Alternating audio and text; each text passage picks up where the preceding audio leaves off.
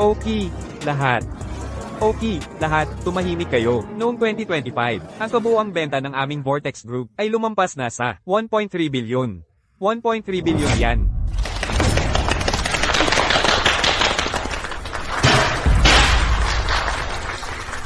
Ngayon, ganito ang sitwasyon. Kailangan kong bigyan ng espesyal na pagpupugay ang isang empleyado mula sa aming departamento ng pagbebenta. Kung hindi dahil sa kanya, noong nakaraang linggo, ang pagkuha ng kontratang nagkakahalaga ng 800 milyong dolyar. Siguradong bangkarote na ang kumpanya natin. Tapos na tayo. Kaya, ang kumpanya ay nagpasya na magtatag ng gantimpala sa nangungunang nagbebenta at iginagawad namin sa aming 2025 nangungunang nagbebenta ng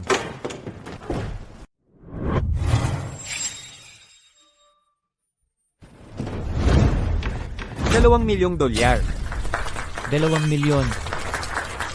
Isang bonus sa katapusan ng taon na 2 milyong dolyar. Ang laki naman yan. Sino ang nakakuha ng negosyong nagkakahalaga ng 800 milyong dolyar? Ang laking swerte. Ava, iyong order na nagkakahalaga ng 800 milyong dolyar. Ikaw ang nakakuha niyan. Iyong 2 milyong bonus ay para sa iyo. Ava, kapag nakuha mo na ang bonus na yan, kailangan mong manlibre tayo ng masarap na pagkain. Sige, kapag dumating na ang bonus, magbibigay ako ng cash bonus sa lahat. Sinabi mo iyan. Hindi pa nga inaanunsyo ng kumpanya kung sino ang nangungunang nagbebenta. May nagpaplano na kung paano gagastusin ang pera. Eksakto, huwag mong isipin na ang pagtawag lang ng ilang beses at pag-inom ng ilang baso ay gagawin ka ng nangungunang nagbebenta. Kung ganoon lang kadali, lahat tayo ay magiging nangungunang nagbebenta. Nangungunang nagbebenta? Huwag mo akong lokohin. Swerte niya, hindi pa siya tinanggal ng kumpanya. Ikaw ang kausap ko. Bingi ka ba o ano? Kapag nakita mo ang boss mo, hindi ka man nang babati. Kumusta po, Ginang Vance? Ipakita mo ang respeto. Yumuko ka at batiin mo siya ng maayos. Nasaan ang mga manners mo?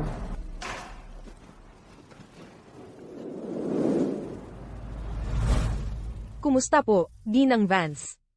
Sige, mga kasama, ipinapahayag ko ngayon na para sa 2025, ang nangungunang nagbebenta natin ay ang sales champion ngayong taon ay Kung makuha ko lang ang bonus na iyon, ang sakit sa puso ng anak ko, maaari nang magamot. Rachel Vance. Si Ginang Vance, mga kasama, bigyan natin siya ng palakpak. Lumapit ka po, Ginang Vance. Ava, ang deal na iyon na 800 milyong dolyar. Ikaw lang ang nakakuha niyan. Ang performance mo. Nakita ng lahat ang ginawa mo. Kaya bakit ang bonus sa katapusan ng taon? Napunta kay Rachel. Baka nagkamali ang kumpanya. Nang pagkakamali, Salamat po, Ginoong Thorne. Salamat po, Vortex Group. Ginoong Thorne, may pagkakamali ba sa bonus sa katapusan ng taon? Ngayong taon, ang kumpanya natin ay nakagawa ng 1 bilyon at 300 milyong dolyar na benta. 1 bilyong dolyar dyan. Ako lang ang may gawa, at ang deal na binanggit mo, yung 800 milyong dolyar. Ako ang nag-close ng deal na iyon noong linggo ng gabi. Ava.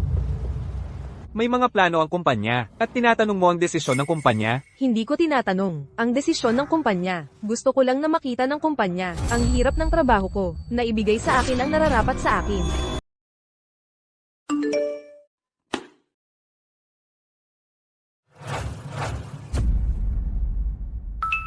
Ginang Rosie, ang Prestige Group, ay napakalaki na ang paglawak sa loob lang ng 2 taon. Ang inuming ito ngayon, kailangan mong inumin ito.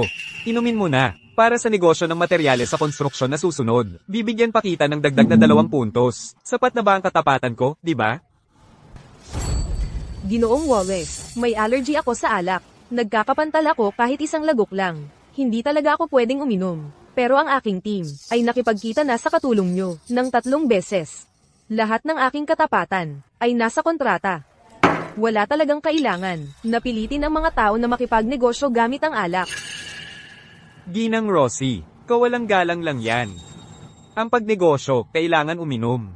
Ang inuming ito, kung hindi mo iinumin. Minamaliit mo ako. Tama po, Ginang Rosie. Ang aming Ginoong Wallace dito ay nagpapakita lang ng kabutihang loob. Huwag niyong sirain ang kasiyahan ng lahat. Hindi talaga pwedeng uminom si Ginang Rosie. Hindi siya pwedeng uminom. Hindi talaga.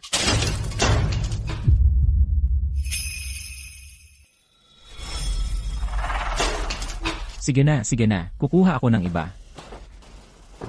Tara na, may pagdiriwang, pwede tayong uminom. Ang ating partnership ay siguradong magtatagumpay. Ang aming ginang Rosie ay hindi talaga pwedeng uminom. Pwede siyang uminom. Pasensya na po talaga. Sino ka ba? Mali ang pinuntahan mo. Bulag ka ba?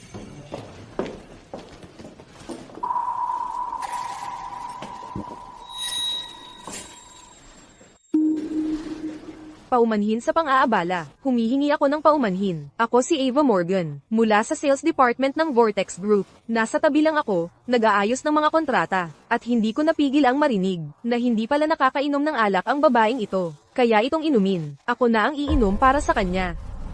Salesperson lang. Akala mo sino ka? Para uminom para kay Ginang Rosie? Tigilan mo ang pagiging istorbo.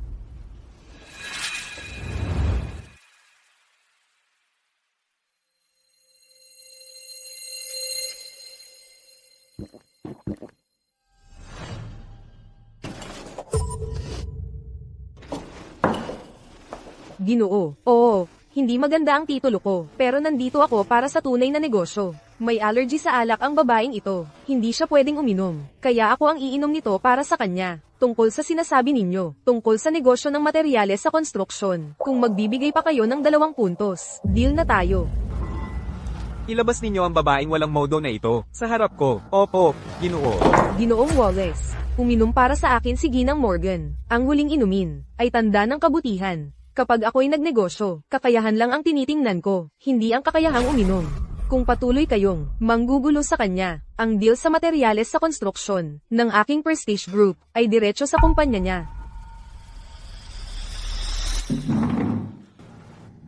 Sige, Ginang Rosie, panalo ka. Iiwan ko na kayo. Ginang Morgan, salamat sa ginawa mo kanina. Pero nang sumingit ka para sa akin kanina, at ininom iyon, hindi lang iyon dahil sa pakiramdam ng hustisya, hindi ba? Ginang Rosie, magiging tapat ako. Ang kumpanya ko ay may inventory na 800 milyong dolyar na tumutugma sa lahat ng tindahan ng komunidad ng Prestige Group na pangangailangan sa produkto. Ang presyo, 15% sa ibaba ng merkado. Ang mga tuntunin sa pagbabayad ay maaaring pahabain sa 3 buwan, at ginagarantiya ko na ang kalidad ng produkto at plano pagkatapos ng pagbebenta ay hindi kayo bibigwin. Kaya, payag kaya kayo na isaalang-alang ang aming kumpanya.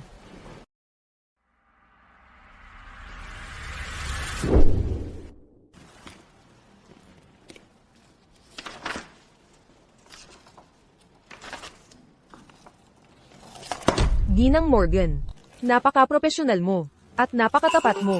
Kumpara sa lahat ng pekeng pagpapahalaga sa hapag na ito, mas pinagkakatiwalaan ko ang iyong katapatan. Sa susunod na linggo, ihahanda ko ang kontrata, at bibisita sa kumpanya mo, ang 800 milyong dolyar na inventory. Kukunin ko lahat iyon. Salamat, Ginang Rosie. Bukas, sisiguraduhin kong lahat ng dokumento ay handa na. Hindi kita bibigwin. Hindi na kailangan iyon. Ang iyong kakayahan, ang nagkamit ng kontratang ito. At saka, dahil tinakpan mo ako, mula ngayon, itigil mo na ang Ginang Rosie. Isabela na lang ang tawag mo sa akin. Ginang Rosie. Well, hindi tama iyon, Ginang Morgan. Dahil mismong si Ginang Rosie ang nagsabi. Sige, ituloy mo na. Hindi pa nga nakakakuha ng pagkakataong ito ang iba. Sige kung ganun. Isabela. Ava.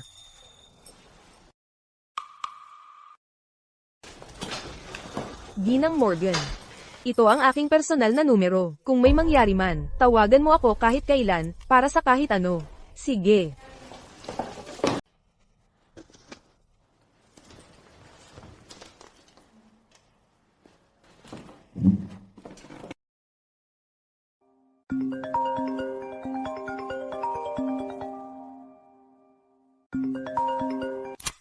Ginang Vance. Ava, nababaliw ka na ba? Tinawagan mo ako sa kalagitnaan ng gabi. Ginang Vance, pasensya na.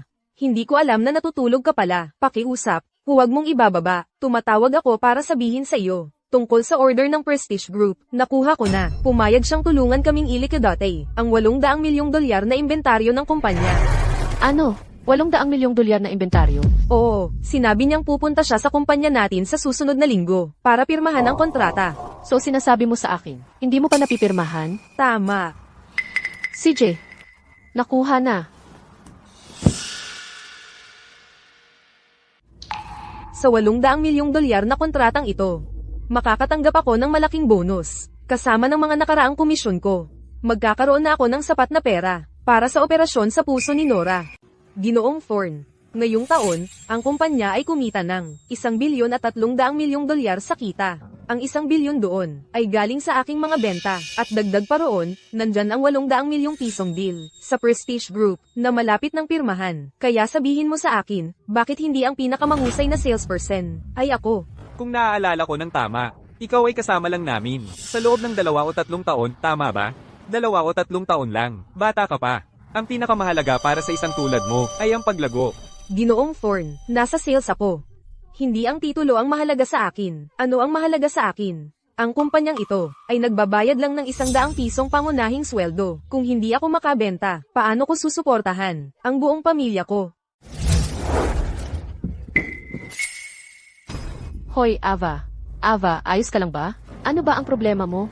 Nagrereklamo ka ba na ang pangunahing sweldo ng kumpanya ay napakababa para sa iyo? Iyon ba iyon? Kung gagawin mo ito ngayon, at may gagawa bukas, kung susundin ng lahat ang ginawa mo, paano magpapatuloy ang kumpanya? Ginoong Thorne, hindi iyon ang sinasabi ko. Gusto ko lang mabawi ang nararapat sa akin. Ako ang nagdala ng mahigit kalahati ng kita ng kumpanya ngayong taon, ang ₱200,000 bonus sa katapusan ng taon. Kailan ko sinabi na hindi mo makukuha ang iyong bonus? Ang paggawa ng gulo tulad nito. Ano ba ang nagmamadali? Nasaan ang respeto mo sa ating boss? Ginoong Thorne, pasensya na. Ava, binigyan ka ng kumpanya ng pagkakataong matuto at plataporma para umunlad. Hindi ba dapat magpasalamat ka sa kumpanya? Ako. Nagpapasalamat ako. Kung nagpapasalamat ka, dapat mas isipin mo ang mga hirap ng kumpanya. Kahit na maganda ang performance ng kumpanya. Ngayong taon, ang buong industriya ay mahina. Para sa pag-unlad ng kumpanya sa hinaharap, nagpasya ang kumpanya na ang iyong bonus sa katapusan ng taon ay babawasan. Babawasan. Binabawasan ng kumpanya ang bonus ko. Magkano? Hindi naman malaki ang bawas. Inaayos lang namin ang orihinal na 200,000. Sa ₱20.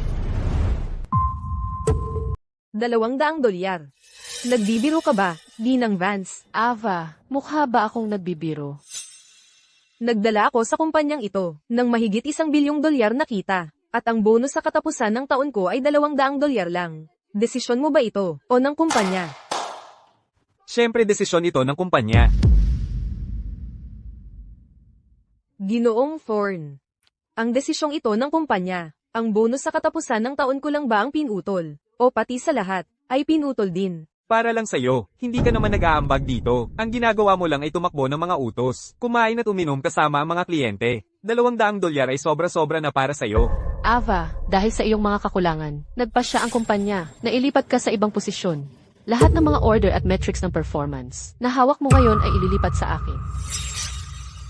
Limitado ang kakayahan ko. 80% ng mga order ng kumpanya. Ako ang nagdala, at limitado ang tawag mo doon. Huwag mong itaas ang boses mo sa akin. Wala kang respeto sa iyong mga nakatataas. Sige, sumasang-ayon ako sa paglilipat. May utang ka pa sa akin na bonus. At ano naman ang tungkol doon sa $800,000,000 na deal na nakuha ko noong nakaraang linggo? Ha? Ano ang tungkol doon? Anong $800,000,000 na deal ang pinagsasabi mo? Ang kumpanya ang nakasiguro nito. Naiintindihan mo? Kung hindi dahil sa reputasyon ng Vortex Group, pipirma kaya ang pinuno ng Prestige Group ng kontrata sa'yo? Isang kontrata na asterisk ikaw asterisk ang akala mo ang nakasiguro? Kayong mga empleyado ay laging sinusubukang kunin ng kredito para sa inyong sarili. Ginoong Thorne, tungkol sa $800,000,000 na order mula sa Prestige Group, hindi pa niya napipirmahan ang kontrata kay Ginang Rosie. Pero huwag kang mag-alala, tatawagan ko si Ginang Rosie ngayon din. At papirmahan ko ang $800,000,000 na deal na iyon. Akala mo ba si Ginang Rosie ay pipirma ng kontrata sa kahit sino? Bakit naman hindi? Akala mo ba pipirma si Ginang Rosie ng deal sa isang hamak na clerk na tulad mo? Pero kung isang manager ng benta na tulad ko ang hahawak nito, syempre hindi siya tatanggi. Ava, kailangan mong matutunan ang iyong lugar. Naiintindihan mo.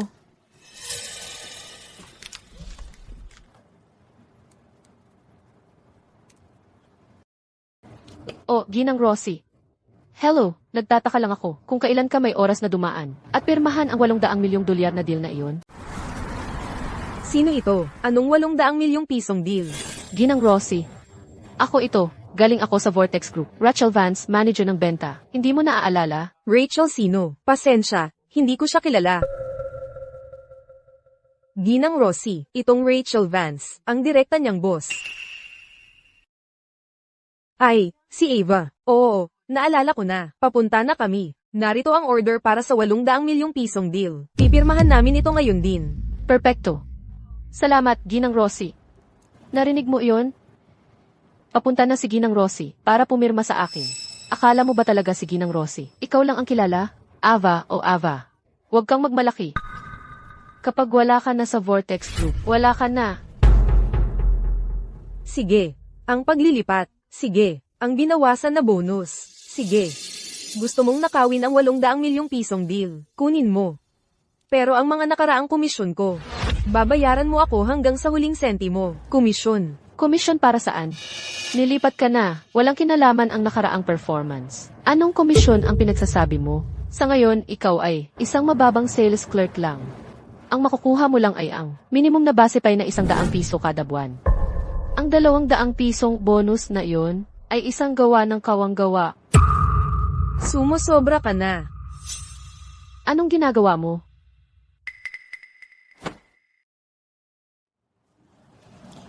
Gusto mo akong suntukin? Gawin mo. May lakas ka ng loob. Binibigyan kita ng 3 segundo. Kung hindi mo aalisin ang iyong mga kuko, sa akin, tatanggalin ka sa trabaho ngayon din. Hindi mo na makikita ang 100 pisong base pay na iyon. 3, 2, 1.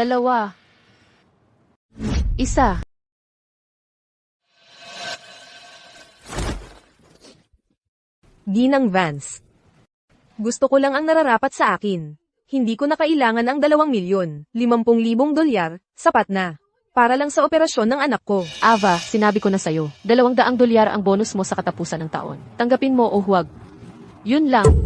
Nagdala ako ng higit sa 1 bilyong kita, sa kumpanyang ito. Ganito ang trato sa akin. Ginang Vance.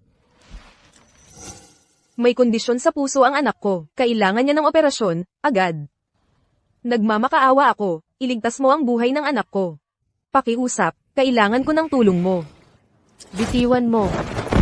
Ang anak mo, mabuhay man o mamatay, wala itong kinalaman sa kumpanya. Kung tutulungan ka namin ngayon, may iba namang magmamakaawa bukas. Negosyo ang pinapatakbo namin, hindi kami charity. Binigyan ka ng trabaho ng kumpanya, ni hindi ka man lang nagpapasalamat, at nagagawa mo pang iparamdam sa akin ang pagkakasala? Akala mo ba pag-aari mo ang lugar na ito?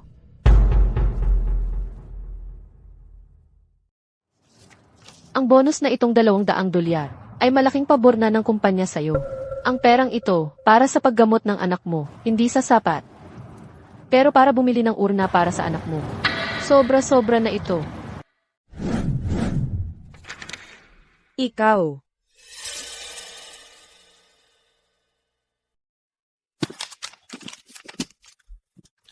Nagdala ako ng higit sa 1 bilyong kita, sa kumpanyang ito. Ganito ang trato, sa nangungunang nag-ambag. Nangungunang nag-ambag, wala ka kundi isang kaawa-awang manggagawa. Sa magandang pananalita, supervisor ka ng benta. Sa prangkahang salita, kaawa-awang pulubi ka. At nag-aangas ka pang tawagin ang sarili mong nangungunang nag-ambag. Katawa-tawa yan. Para sa inyong mga executive. Ang pagtatrabaho para sa inyo, ay parang pagmamakaawa ng nakaluhod. Ginagamit nyo ang mga tao at itinatapon pagkatapos. Sinusunog nyo ang lahat ng tulay sa likuran nyo. Ngayon ko lang nakita ang tunay nyong kulay, mga kapitalista. Tapos ka na ba? Isipin mong swerte ka at hindi kita pinapaluhod papasok at pauwi sa trabaho araw-araw. Mabait na yon sa'yo. Binigyan ka ng kumpanya ng plataporma. Pagkakataong umunlad. Dapat kang magpasalamat. Ako ang nagpapakain sa pamilya mo. Gets mo? Ang laking pabor naman talaga. Isang hamak na bonus na 20 piso. Hindi ka ba natatakot? Nasabotahe ko ang deal ni Ginang Rosie, na 800 milyong dolyar, at ibang karote ang buong kumpanyang ito. Ha? Ikaw? Sabotahe ang deal? Ibang karote ang kumpanya? Akala mo talaga malaki ka na? Hello? Okay. Ginang Vance, nasa baba na ang kotse ni Ginang Rosie. Papanhik na siya anumang minuto. Narinig mo iyon? Papanhik na si Ginang Rosie para pirmahan ang kontrata sa akin. Huwag kang masyadong magyabang. Bakit pipirma si Ginang Rosie ng kontrata? Sa simpleng salesperson na tulad mo, sa manager ng benta na tulad ko. Hindi siya makakatanggi. Kaya, ang kontratang ito ay parang napirmahan na. Eksakto. Akala mo ba naparito si Ginang Rosie para sa'yo, para pumirma ng kontrata? Narito siya bilang paggalang. Sa Vortex Group, dapat kang magpasalamat na may trabaho ka pa, matuto kang magpakumbaba, at umayos ng asal. Pag inis mo ako, tatanggalin kita kagad.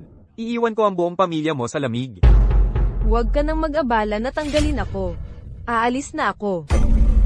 Ava, aalis ka. Saan ka ba pupunta?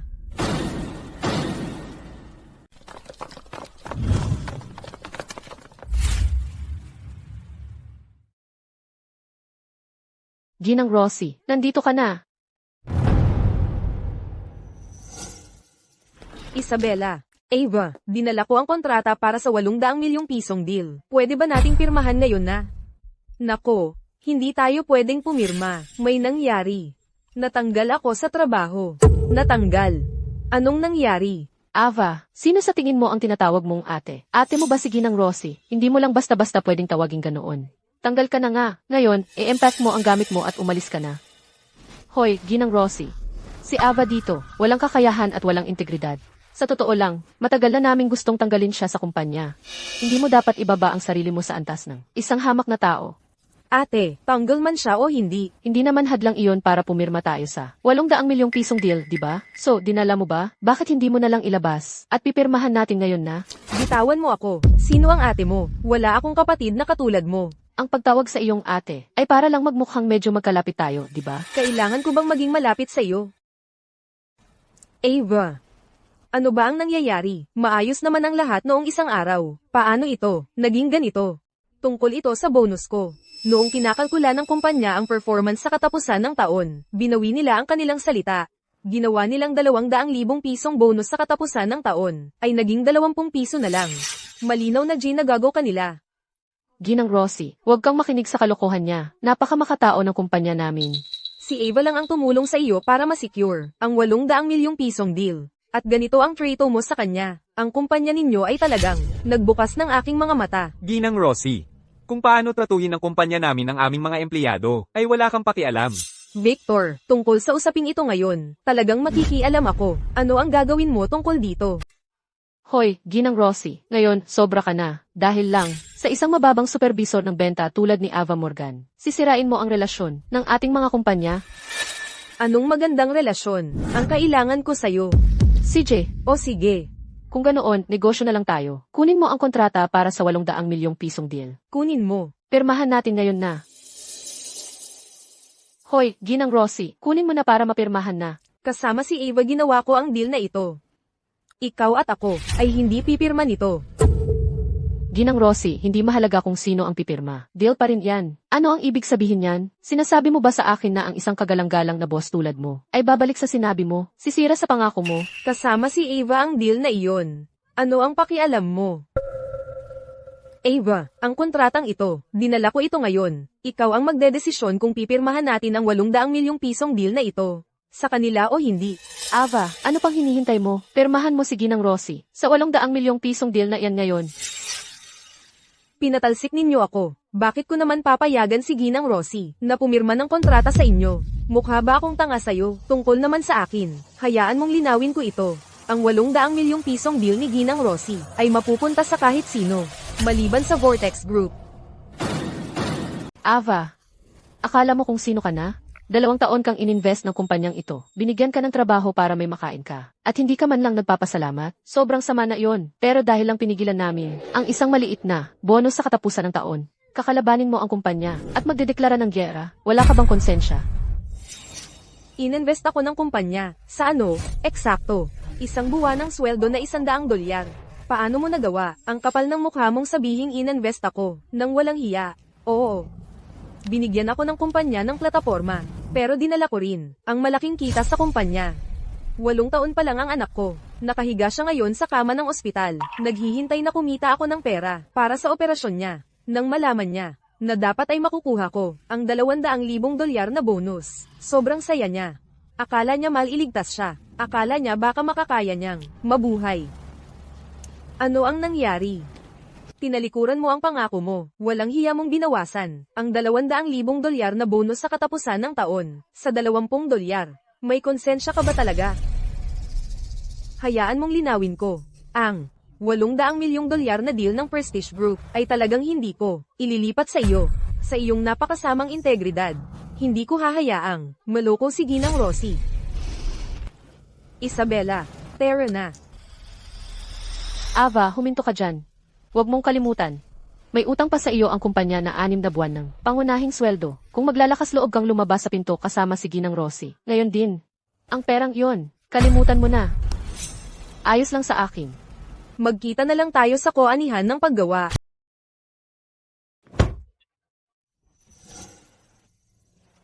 Victor, Halika rito. ngayon, si Isabela Rosie na iyon, ay tumindig para kay Ava. Tinanggihan na niyang pirmahan ang kontrata sa atin. Nasasaktan talaga ang puso ko. Malaking usapan iyon na 800 milyong dolyar. Si Isabela Rosie ay nagpapatawa lang. Kapag natauhan na siya, kailangan pa rin niyang makipagtrabaho sa akin. At si Ava na yon, ang lakas ng loob niya. Victor, may naisip ako. I-freeze natin lahat ng datos ng kliyente na may access siya. Tapos, ay deactivate natin ang II ng empleyado niya. Sa ganoon, kahit maghanap pa siya ng ibang trabaho, wala siyang mga credential. Gawin natin. Gagawin natin ito kaagad bukas. Sisiguraduhin nating bumagsak si Ava at lumuhad sa harap ko para makiusap. Victor, Kumusta? Kama 23, Nora Morgan. Narito ako para magbayad ng bill. Sige, sandali lang. Ito ay para sa karagdagang bayad sa pre-op testing, 10,000 dolyar ang kabuuan. Ang balbula ng puso ay kailangang kunin mula sa ibang bansa ng maaga. Kailangan mong bayaran ng buo bago matapos ang araw, o hindi namin ma-schedule ang operasyon. Pwede bang hihingi ako ng ilang araw pa? Medyo kapos lang talaga ako sa pera ngayon. Pareho lang tayo ng sitwasyon, kailangan nating sumunod sa mga patakaran. Ang kalagayan ng anak mo, hindi na natin pwedeng patagalin pa. Kung hindi pa handa ang mga kagamitan, at mamimiss natin ang optimal na bintana para sa operasyon, maaaring malala ang kahihinatnan. Sige. Salamat.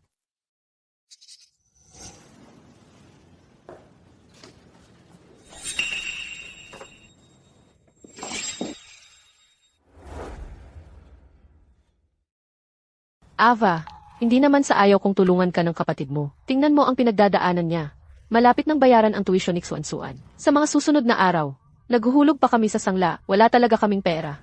Ate, pakiusap, pahiramin mo lang ako ng 2,000 dolyar. Malapit na akong sumahad, at agad-agad kitang babayaran. Kailangan na ni Nora ang operasyong iyon. Hindi na talaga kami pwedeng maghintay. Yung sinasabi mong sahod, kailan ba talaga matatanggap yan? Ni hindi naman sigurado yan. Malaking kumpanya ang Vortex Group. Kung magpasya silang hindi ka bayaran, ano pa bang magagawa mo? At saka, ang sakit ni Nora, walang katapusang pagkalugihan yan. Dapat itigil mo na ang pag-asa. Hoy, tama na yan. Shoo! Umalis ka na dyan.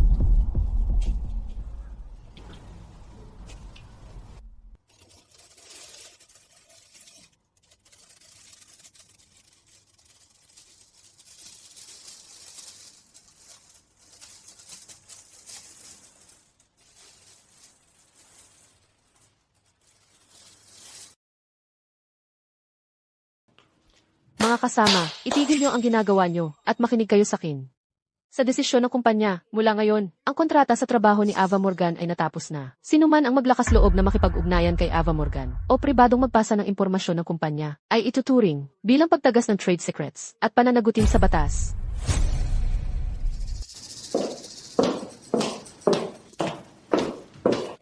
Ang basura naman nito, nakakaabala sa workstation at pangit tingnan.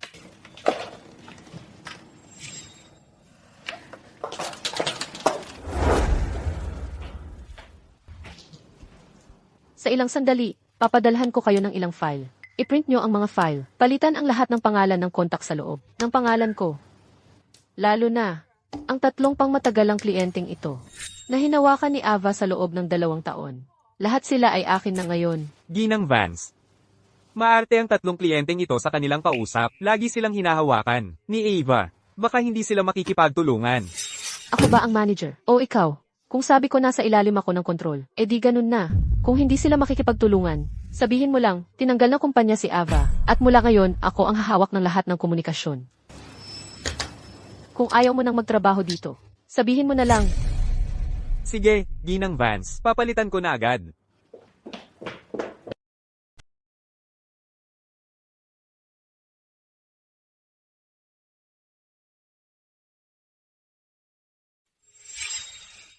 Ang datos ng supply sa kontratang ito ay kulang ng buong 20%. Inihanda namin ang espasyo sa bodega, batay sa orihinal na mga numero. Ngayon, kalahati lang ng kalakal ang natatanggap namin. Paano ko naman ito ipapaliwanag sa mga partner natin? Kung palpak ang deal na ito, ang Vortex Group ninyo, ang mananagot ng lubusan. Ginoong Peterson, taos puso po akong humihingi ng paumanhin. Nagkamali ako sa pagsusuri. Inaayos ko na ang kontrata ngayon. Pakiusap, bigyan niyo po ako ng isa pang pagkakataon. Ginoong Peterson, pakiusap, kumalma po muna kayo. Uminom po muna kayo ng mainit na tsaa para mag-init. Tungkol sa buong sitwasyong ito, pagkukulang namin iyon. Mayroon na akong kasamahan na nagdo-double check sa lahat ng datos. Sa loob ng 10 minuto, magkakaroon na tayo ng rebasadong kontrata. At isa pa, tungkol naman sa pagkalugi sa pag-iimbak na dulot ng pagkakamaling ito. Handang sasagutin ng aming kumpanya ang 30% ng gastos. Bukas, ako mismo ang magdadala ng rebasadong kontrata sa inyong opisina. Makikipagkita ako sa inyong warehouse team para i-coordinate ang pag-restock. Ano sa palagay ninyo? Ginang Morgan, tingnan ninyo, hindi ko kayo iginagalang. Pero ang pagkakamaling ito ay pumapatay sa aming kahusayan. Tama po kayo. Mula ngayon, magdaragdag kami ng 2-person verification step. Hindi namin hahayaang mangyari ulit ito. Tungkol naman kay Leo, ito ang unang beses niya na humawak ng malaking kliyente tulad ninyo. Kulang lang siya sa karanasan. Sana'y pagbigyan ninyo siya. At mula ngayon, ang order na ito, ako ang sasamahan siya sa pangangasiwa. Kung may anumang problema, maaari ninyo akong kontakin kahit kailan. Sige, dahil kayo, Ginang Morgan, ay napakamaasahan. Maghihintay ako sa inyong rebasadong kontrata. Pero, huwag nang maulit ito. May iba pa akong dapat asikasuhin. Uuwi na ako. Ingat po, Ginoong Peterson.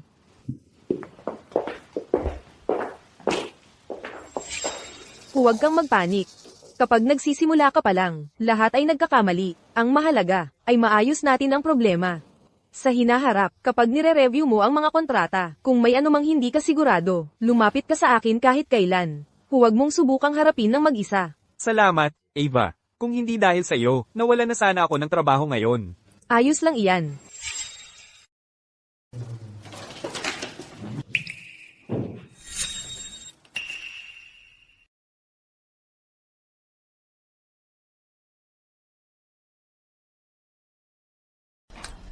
May $3,000 ako sa ipon.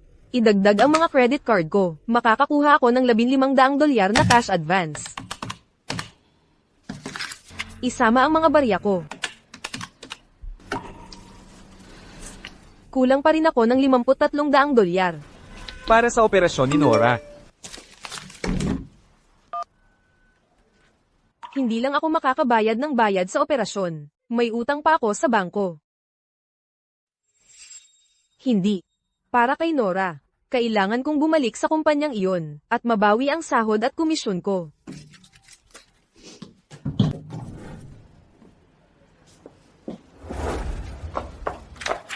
Ano ang pinakabagong balita mula sa Vortex Group? Tungkol kay Ava. Ginang Rosie, ayon sa nalaman namin, sina Victor Forn at Rachel Vance, ay opisyal na nagtanggal kay Ava. Higit pa rito, ipinagbawal nila ang lahat ng account ng kanyang mga kliyente, at komisyon sa benta. Sa ngayon, ang kalagayan ni Ava ay desperado na. Huwag nang banggitin ang bayad sa operasyon ng kanyang anak. Si Victor Forn ay lumampas na sa hangganan. May kumausap na ba sa atin si Ava? Nang kusa, wala pa. Dapat ba tayo ang unang kumilos? Maghintay muna tayo ng matagal. Ang pag-aalok ng tulong sa pinakakailangan nito ay tungkol sa tamang timing. May pride si Ava, maliban na lang kung desperado na siya. Hindi siya lalapit sa atin ng kusa. Panatilihin ang pagmamatsyag ng ating mga tao, lalo na ang kalagayan ng kanyang anak. At, bantayan ng mabuti ang Vortex Group. Ang $800 milyong na deal sa Vortex Group, ipaliban ito ng walang takdang panahon. Nauunawaan, Ginang Rosie. At kung si Ava ay lumapit at humingi ng tulong, ako mismo ang tutulong sa kanya. Hindi lang basta tutulong, sisiguraduhin kong maayos ang kanyang buhay. Sisiguraduhin kong matutunan ni na Victor at Rachel ang mangyayari kapag ginulo mo ang isang taong nasa ilalim ng proteksyon ni Isabella Rosie. Magsisisi sila. Nasaan ang mga gamit ko? Ava, Ginang Vance, ay nagpatawag na itapon lahat ng gamit mo. Sa labas, sabi niya hindi ka dapat narito. Ava, hindi ba't dapat nasa labor bureau ka? Anong ginagawa mo dito? Hindi ko pa tapos ang opisyal na proseso ng pagbibitiw sa kumpanya. Anong karapatan mo para pigilan ako? Nasaan ang mga gamit ko? Siyempre itinapon namin. Anong karapatan mo para itapon ang gamit ko? Sa anong batayan? Dahil ako ang manager dito. Ako ang nag-utos sa kanya. Ava, opisyal kitang pinapaalam ngayon. Tinanggal ka na. Sige. Kailangang bayaran ako ng kumpanya ng 6 na buwan ng back pay, bonus sa katapusan ng taon, at lahat ng dapat bayaran sa akin. Ang kapal ng mukha mong humingi ng pera. Kung hindi dahil sa'yo, nasinira ang deal kay Ginang Rossi, yung 800 milyong dolyar. Paano ka nakakapalagay ng loob humingi ng kahit sentimo? Ginang Vance, yung 800 milyong deal na iyon, ay nakuha ni Ava, at pinaghirapan niya iyon. Bukod pa riyan. Dahil sa'yo, na-offend si Ginang Rossi, kaya niya kinain iyon. Wala kang pakialam, gusto mong maging katulad mo siya. Matanggal din? Lena, huwag kang makialam, Lena. Ako ang bahala dito. Ginang Vance. Ganito ba talaga kababaw ang kumpanya? Walang ibinibigay na paraan para umalis. Ayokong mag-iwan ng kahit isang paraan para sa'yo. Anong gagawin mo tungkol dito? Ano sa tingin mo ang ginagawa mo? Ibalik mo ang computer ko. Ikaw. Lahat ng datos ng kliyente natin ay nasa computer na iyan. Paano ako magtatrabaho kung sisirain mo iyan? Trabaho? Akala mo ba may trabaho ka pa? Hindi lang kita tatanggalin. Sisiguraduhin kong may lalagay ka sa itim na listahan ng bawat kumpanya sa industriyang ito. Sa buong buhay mo, hindi ka na muling magtatrabaho. Ito ang kapalit sa paglaban mo sa akin. Sige. Magkita na lang tayo sa koanihan ng paggawa.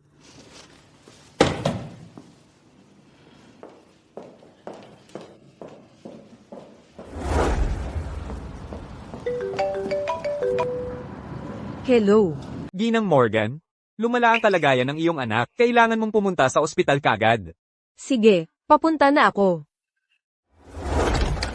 Nora. Tahimik, pakiusap. Dr. Evans, kumusta ang anak ko?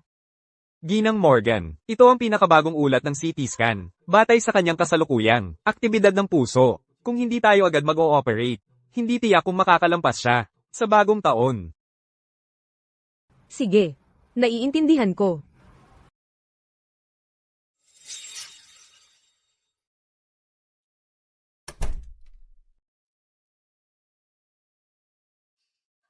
Nora, Nanay, bakit ka umiiyak? habang papunta rito, may pumasok na buhangin sa mata ko. Nanay, kailan ako maoperahan? Kapag nakakuha na ako ng pera, maoperahan ka na. Ayokong iwan ka, nanay. Gusto kong kasama ka magpakailanman. Sige. Magkasama tayo, magpakailanman. Hindi ako pwedeng sumuko. Kailangan kong mabawi ang sahod at bonus sa katapusan ng taon ko. Kailangan kong iligtas ang anak ko.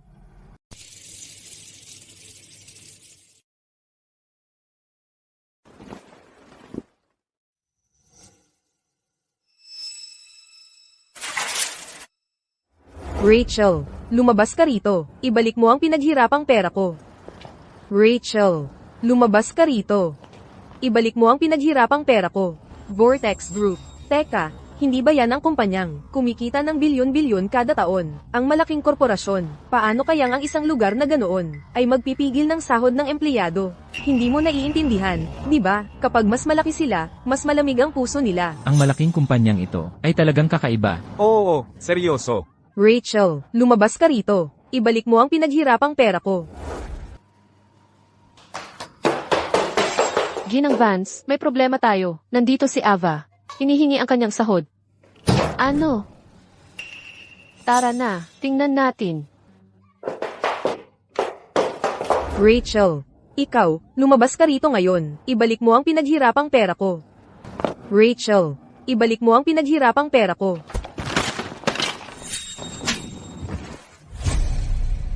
Sinira mo ang deal ng kumpanya na nagkakahalaga ng 800 milyong dolyar. Hindi ka pa nga pinapabayad ng kumpanya para doon. At ngayon, may kapal ka pa ng mukha para humingi ng sahod.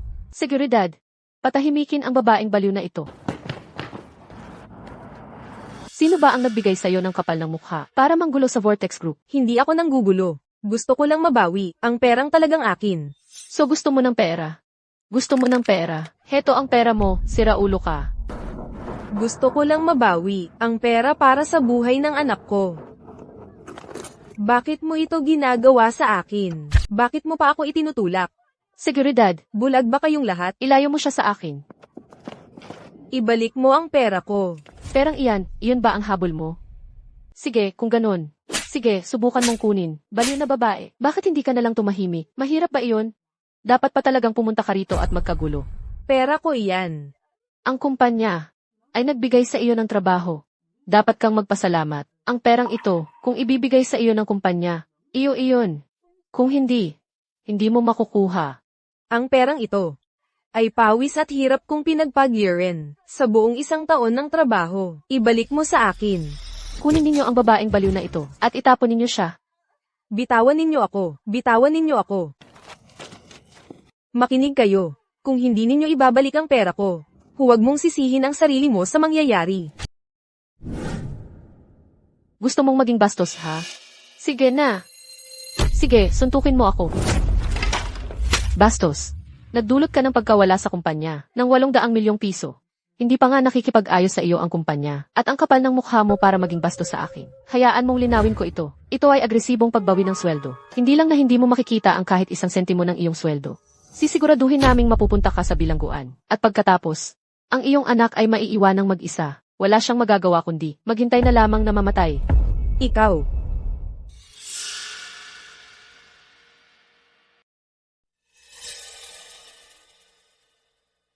Kung magpapakabait ka at gagawin ang sinasabi sa iyo, baka bigyan kita ng isang pagkakataon.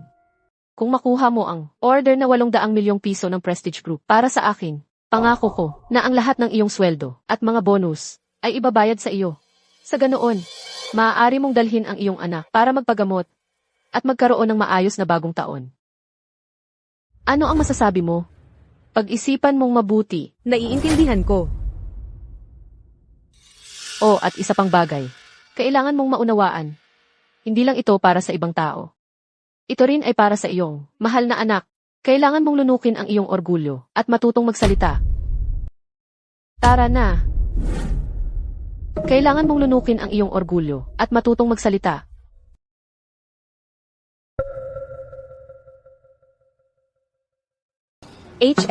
Kumusta? Pulis, gusto kong maghain ng reklamo laban sa Vortex Group. Sinasadya nilang hindi binabayaran ang sweldo ko, at tinapos ng labag sa batas ang kontrata ko.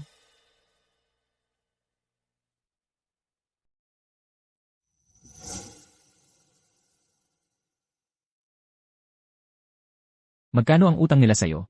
Mayroon ka bang ebidensya?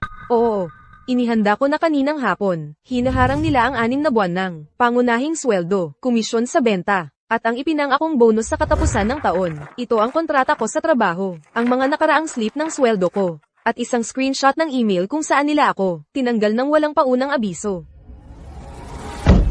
Sobra na talaga ang ginawa ng Vortex Group. Ito ay walang iba kundi paglalaban sa ating batas sa paggawa. Ginang Morgan, huwag kang mag-alala. Tungkol sa iyong sweldo at bonus na dapat sa'yo, kami sa Departamento ng Paggawa ay sisiguraduhin mababawi mo ang bawat sentimo. Sisiguraduhin naming ang mga walang konsensyang kumpanyang ito ay magbabayad ng nararapat na parusa. Sige.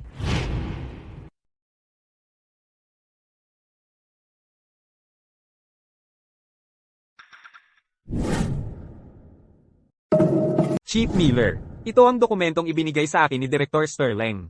Kusang nagbitiw si Ava, at kinuha niya ang datos ng kliyente ng kumpanya namin. Wala akong ginawang problema sa kanya, at mabait na nga ako doon. Walang katotohanan ng sinasabi niyang hindi nabayarang sahod. Ang dokumento ni Director Sterling ay hindi makakapagpawalang bisa sa batas sa paggawa. Nakatanggap kami ng reklamo. Ang inyong Vortex Group ay may utang na sweldo ng 3 buwan kay Ava. May iba pang empleyado na. Nagulat din ng problema sa sahod. Ngayon, kailangan niyong ilabas ang talaan ng payroll at ipakita ito para sa aming inspeksyon. Nagawa ko na ang sinabi ko. Wala sa akin ang talaan ng payroll. Kung gusto ninyong tingnan, kausapin niyo ang finance.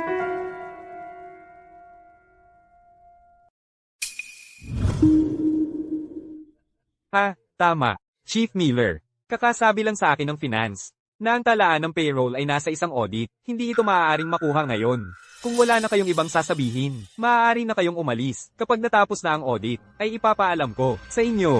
Okay. Victor, sinasadya mong patagalin ito. Hayaan mong sabihin ko sa'yo.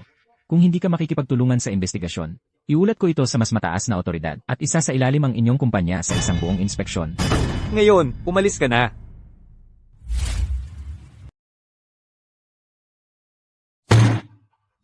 Ang matigas ang ulo na yan, si Chief Miller, ayaw makinig sa katwiran. Mayroon siyang ilang kahabag-habag na ebidensya, at naglakas loob pa siyang pumunta rito at magmalaki. Wala siyang pakialam sa aming Vortex Group, di ba? Victor, huwag kang magalit. Si Chief Miller ay wala naman kundi isang hamak na hepe. Nasa ating panig pa rin si Director Sterling, di ba? Siya ang may otoridad na mag-aproba ng mga proyekto sa lungsod. Kung konting pressure lang ang ilalagay niya, si Chief Miller ay hindi na maglalakas loob na mag-imbestiga pa. Ginoong Thorne. At ito naman, ay para kay Director Sterling para sa buwang ito. Isang card ng regalo na nagkakahalaga ng $50,000. Ang card ay hindi nakarehistro sa sinuman. Hindi ito kayang masubaybayan. Ikaw mismo ang pumunta roon bukas. At ipaalam ng malinaw kay Director Sterling. Sabihin mo sa kanya na gawin ni Chief Miller na i-drop ang mga salaysay ng mga saksi at ang kaso. Sabihin na ang Vortex Group ay magpapasalamat sa kanyang pabor. Opo, Ginoong Thorne. Huwag kang mag-alala, Ginoong Thorne. Ako na ang bahala nito. Pero kung patuloy na magkakagulo si Ava, dapat ba nating ipabantay siya ng mas maigi ng seguridad? Isang babaeng hindi man lang makapag-ipon para sa mga bayarin sa medisina ng sarili niyang anak ay hindi magdudulot ng tunay na problema. Hayaan mo siyang magwala hanggang sa mapagod at kusa siyang aalis. Teka, hindi. Kailangan ko siyang turuan ng leksyon. Halika rito. Ginang Vance, ikaw ang pumunta at siguraduhing maalala niya ito at matuto siya ng leksyon. Huwag kang mag-alala, Victor. Sisiguraduhin kong matututo siya ng mabuti. Ginang Rosie, kakakuha lang ng surveillance mula sa baba. Si Simon Cole, Finance Director ng Vortex Group, ay kakaalis lang sa kanilang gusali. Tingnan ninyo, Ginang Rosie. Hawak niya ng isang itim na Sobra. Tiningnan ito, at agad na nagmaneho palayo. Isang itim na Sobra. At ito ang kakaibang parte. Sinubaybayan namin siya pagkatapos niyang sumakay sa kotse. At hindi siya patungo sa Vortex Construction Project. Papunta siya sa komite ng distrito. Walang katapusan talaga ang gana ni Victor. Kakaibili lang niya ng isang gift card na may mataas na halaga noong nakaraang linggo. At ngayon pinapadala na niya kay Simon ito sa komite. Mukhang regalo para kay Director Sterling. Napakasuspecha rin sa tingin ko. Noong nag-iimbestiga pa kami sa pag-aproba ng proyekto ng Vortex, napansin namin na napakadali ng treto ni Director Sterling sa kanila. Ilang beses, mga aplikasyong kulang sa papeles ay naaprobahan lang. Ginang Rosie, dapat ba tayong magpadala ng tao para harangan siya? Huwag kang makialam.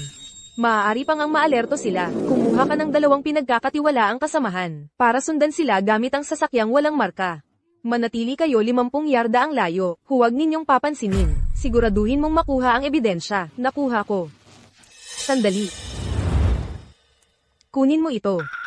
Gamitin mo ito kapag malapit ka na. Tandaan mo, kailangan ko ng 2 kopya ng mga materyales. Isang kopya sa iyong personal na hard drive. At isang naka-encrypt na kopya ang ipadala sa akin. Huwag gamitin ang server ng kumpanya. Opo, Ginang Rosie. Aasikasuhin ko ito. Papagkikitain ko sila sa isang kafe malapit sa komite ng distrito. Ipapaalam ko sa iyo ang anumang progreso.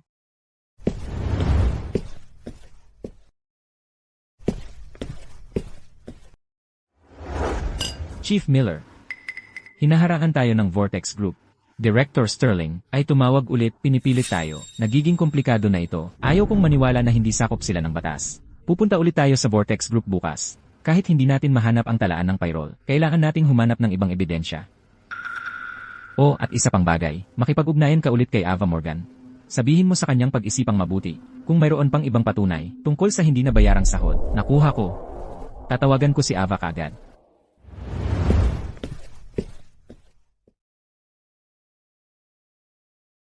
Pumunta si nanay para makipagkita sa mga opisyal. Magkakaroon na tayo ng pera para sa operasyon. Pagkatapos ng operasyon, anak, magiging katulad ka na ng ibang mga bata at makakapasok na sa eskwela.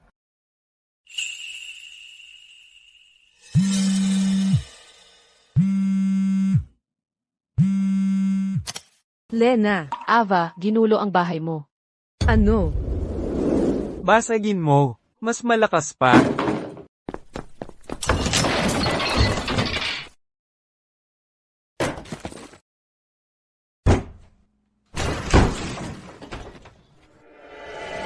Anong ginagawa mo?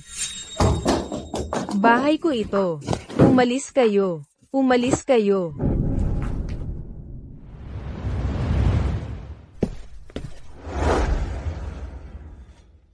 Rachel. Ikaw pala. Anong ginagawa mo rito, Rachel? Ikaw ang nag-utos nito. Pumunta ka talaga sa kawanihan ng paggawa ng lungsod ng Mayumi? Ang kapal ng mukha mo, ha? Nakalimutan mo na ba ang usapan natin? Anong problema sa pagpunta ko sa koanihan ng paggawa ng lungsod ng Mayumi? Pumunta ako sa koanihan ng paggawa ng lungsod ng Mayumi para kunin ang sahod na dapat sa akin. At ang kapal pa ng mukha mo humingi ng sahod. Hindi ba kita binalaan? Kung maglakas loob kang lumabas kasama si Ginang Rosie, wala kang makukuhang kusing mula sa sahod mo. Ikaw. Mukhang kailangan mo ng paalala. CJ, sige na, turuan niyo ang batang ito ng leksyon. Sugurin nyo. Kailangan ng paalala, ha? Tama na yan. Isipin mo iyan bilang babala. Huwag mong kalimutan, may anak kang nasa ospital. Rachel, kung mahawakan mo ang anak ko, papatayin kita. Anong halaga ng kahabag-habag mong buhay? Pumunta ka sa kawanihan ng paggawa ng lungsod ng Mayumi at bawiin ang reklamo mo. Ngayon, naiintindihan mo ba? Tara na.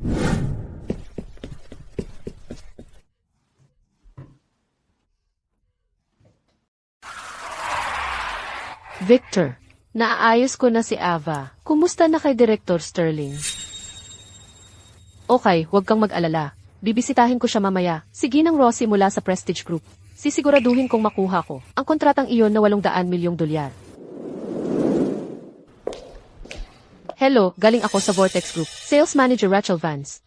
May appointment ako kay Ginang Rosie para pag-usapan ang partnership. Isang kontratang $800,000,000. Pakipaalam mo na nandito na ako. Siyempre, Ginang Vance. Saglit lang. Titingnan ko muna ang appointment mo. Paumanhin, wala akong nakikitang appointment mo sa system. Imposible yan. Nakausap ko ang assistant ni Ginang Rosie. Tingnan mo ulit, o kaya tawagan mo na lang ang opisina ni Ginang Rosie ng direkta. Ginang Vance. Hindi na kailangang tingnan. Utos ni Ginang Rosie, lahat ng usapin sa Vortex Group ay dadaan muna sa akin. Meron ka bang kumpletong inventaryo ng bodega at sheet ng pagsusuri ng gastos? May plano ka bang partikular para sa pangangailangan sa pag-iimbak sa peak season ng Prestige Group? Mga detalye lang yan. Ipapaliwanag ko ng malinaw ang lahat. Kapag nakipagkita ako kay Ginang Rosie, assistant ka lang, bakit mo pakialaman? Ito ang panukala ng order na isinumite sa amin ni Ginang Morgan kanina. Isinumite sa amin ni Ginang Morgan kanina. Kasama rito ang detalyadong mga anotasayon sa pagkontrol ng gastos para sa bawat hakbang. Kinonsidera pa nito ang logistic ang malamig na kadena para sa aming bodega sa labas ng lungsod. At ikaw, ni hindi mo nga alam na ang pangunahing kliyente ng Prestige Group ay nasa Timog at ni hindi mo tama ang pinakabatayang impormasyong yun. At ngayon, naglakas loob ka pang pumunta rito at magsalita tungkol sa isang deal na $800,000,000. Huwag mong subukan ang swerte mo. Hayaan mong linawin ko ito. Maraming resources ang Vortex Group. Ang boss mo na si Ginang Rosie, sa huli ay makikipagtulungan sa amin. Nandyan ang pinto, Ginang Vance. Kung gusto mong pag-usapan muli ang kooperasyon, iminumungkahi kung gawin mo muna ang iyong takdang aralin. O kaya, matutong rumespeto sa trabaho ng iba. Ava Morgan, ikaw na naman ang nasa likod nito.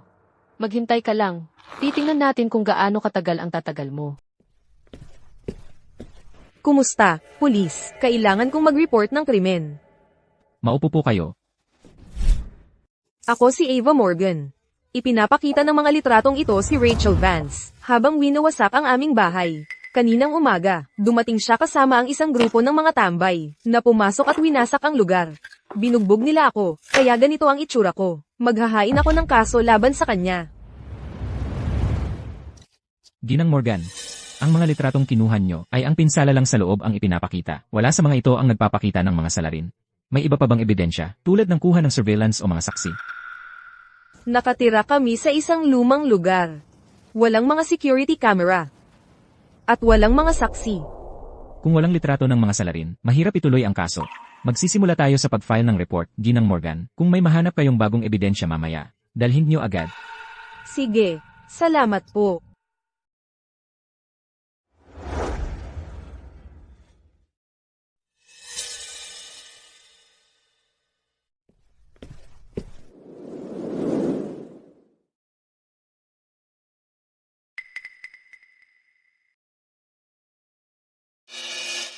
Leo. Bakit mo binabago ang datos ng kliyente ni Ava? Sabi ni Ginang Vance, babawasan niya ang bonus ko kung hindi ko gawin ang mga pagbabagong ito. May sangla akong nakabitin sa ulo ko. Wala na akong ibang pagpipilian. Sa totoo lang, hindi ko talaga gustong gawin ito. Ilang beses na akong iniligtas ni Ava, hindi ko na mabilang. Pero ako, Leo, alam kong nahihirapan ka, pero naisip mo na ba? Lahat ng mga kliyenteng ito, ilang buwan na nagpakahirap, si Ava, para masecure sila. Kahit noong may sakit si Nora, halos hindi niya magawang alagaan siya. Hindi patas yon. Paano naglakas loob si Rachel na biglang sumulpot at kunin ang lahat ng kredito? Leo, tapos ka na ba? Tigilan mo ang pagpapatagal o aalis ka na dito.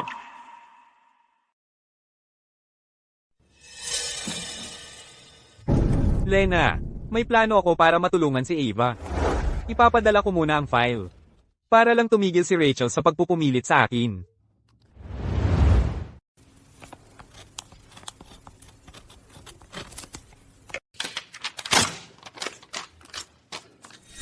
Hindi ko natapos. Inutusan ako ni Rachel na palitan ng pangunahing contact ng lahat ng kliyente at gawing ako. Pero 3 lang ang binago ko. Ang natitira, isinulat ko lahat dito. At ito ang recording ng audio kahapon. Nang pilitin ako ni Rachel na baguhin ang mga record. Leo, makinig ka. Dali, gumawa ka ng backup ng recording na ito. At ng note na ito. Itatago ko ito para sa iyo. Sa isang lugar na talagang walang sinuman ang makakakita. Pagdating ng tamang panahon, kukunin ko ito at ibibigay kay Ava. Hindi natin pwedeng hayaan siyang magdusa ng walang dahilan. Lena, natatakot ako. Kung malaman ni Rachel, siguradong hahabulin niya ako. Huwag kang mag-alala, Leo. Hindi ka nag-iisa dito. At nakausap ko na ang ilang iba pang empleyado. Lahat sila ay binawasan ng bonus sa performance ni Rachel. Sa totoo lang, handang-handang silang tumestigo para tulungan si Ava. Kapag may sapat na ebidensya na tayo, hindi na makakapagtago sina Victor at Rachel.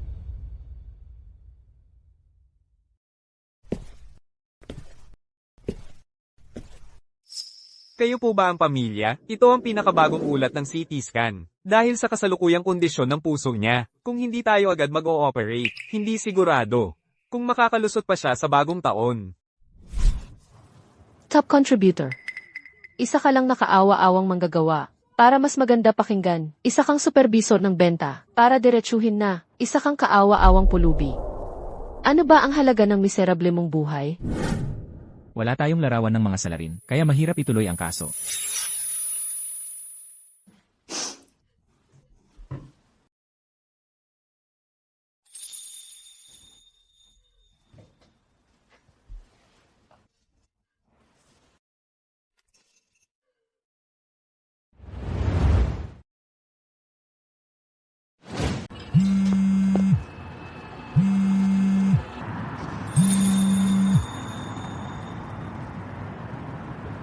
Nanay, nasan ka na? Natatakot talaga si Nora dito sa ospital. Nanay, umiiyak ka? Huwag kang umiyak, nanay. Nora, ayos lang si nanay. Papunta na ako. Sa'yo.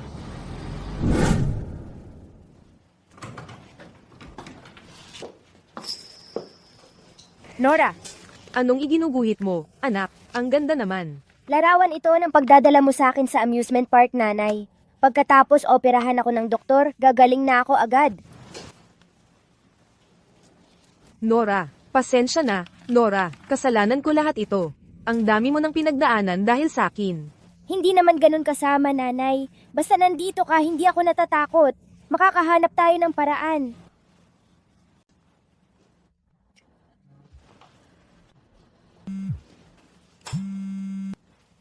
Lena, Ava, nasan ka na? Ako at si Leo. May ebidensya kami na nagbago ng mga files si Rachel. At may recording pa kami ng audio. Mamaya, pagdating mo sa kumpanya, susuportahan ka namin. Lena.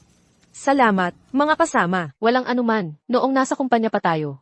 Maraming beses mo kaming tinulungan.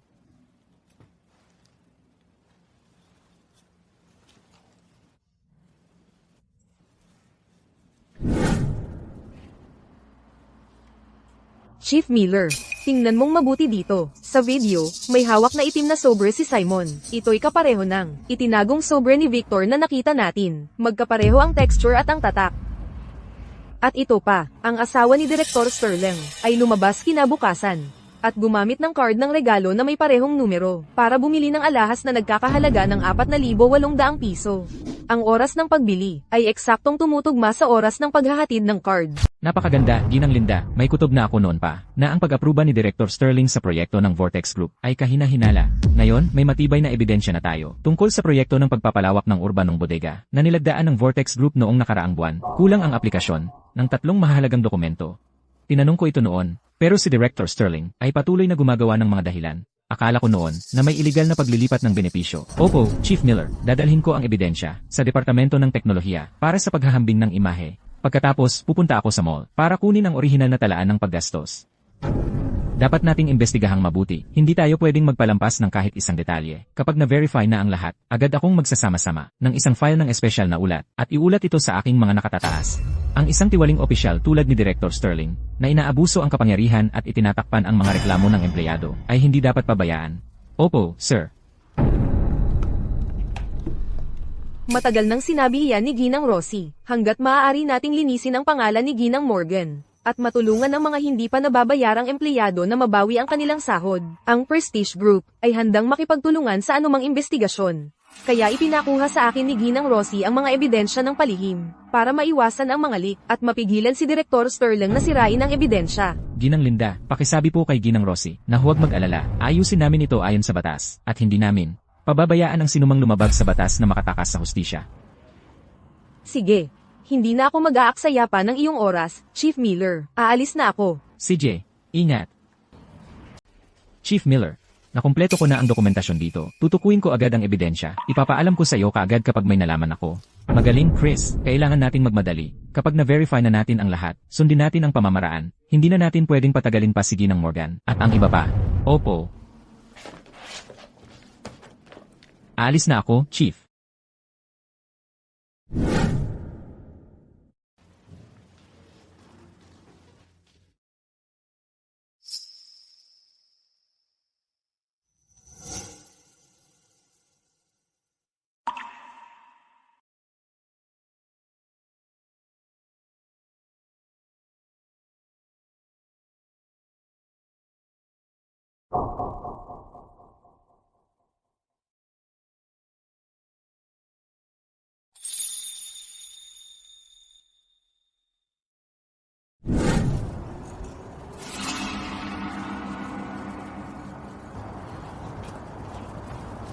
Hoy, Iho. Anong ginagawa mo rito mag-isa? Alam ba ng mga magulang mo na nandito ka? Bakit ang nipis ng suot mo? Ang nanay ko, nagtrabaho sa Vortex Group. Hindi nila siya binabayaran. Gusto ko, nakunin iyon sa kanila.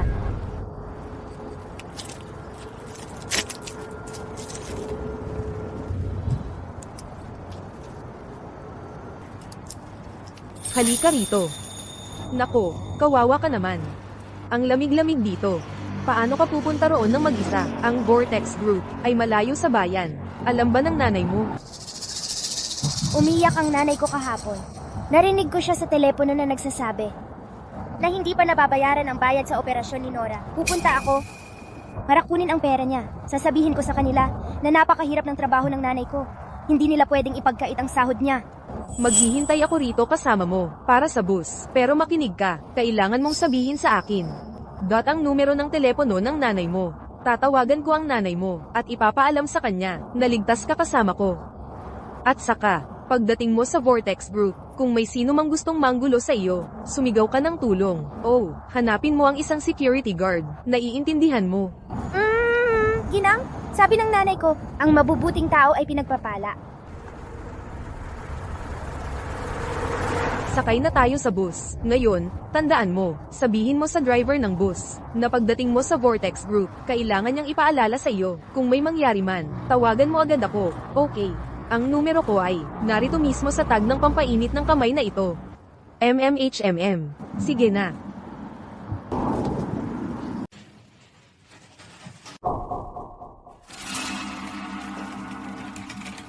Sino ng bata ito?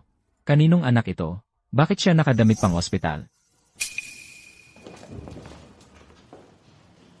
Sino ang hinahanap mo, anak? Ang nanay ko po ay si Ava. Nandito po ako para kunin ang sahod niya. Nandito ka para kunin ang sahod ni Ava? Hindi ba't dapat nagtatrabaho ka? Ano nang ginagawa ng lahat dito? Ginang Vance. Magandang araw po, Ginang. Ginang, sino ang tinatawag mong Ginang? Mukha ba akong matanda sa'yo? Eksakto. Sa murang edad pa lang, may problema ba sa mata mo? Wala kang modo. Ginang, ang nanay ko po ay si Ava Morgan. Nandito po ako para kunin ang sahod niya. Ang nanay mo ay si Ava? Ah, so ikaw ang kanyang sakiting maliit na anak. Opo, ako po si Nora. Paumanhin po. Ang sahod ng nanay ko, kailan niya ito makukuha?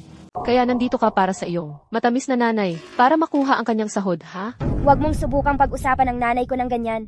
Ang nanay ko ay hindi kaawa-awa. Ang nanay mo ay kaawa-awa at talagang napakakawawa pa.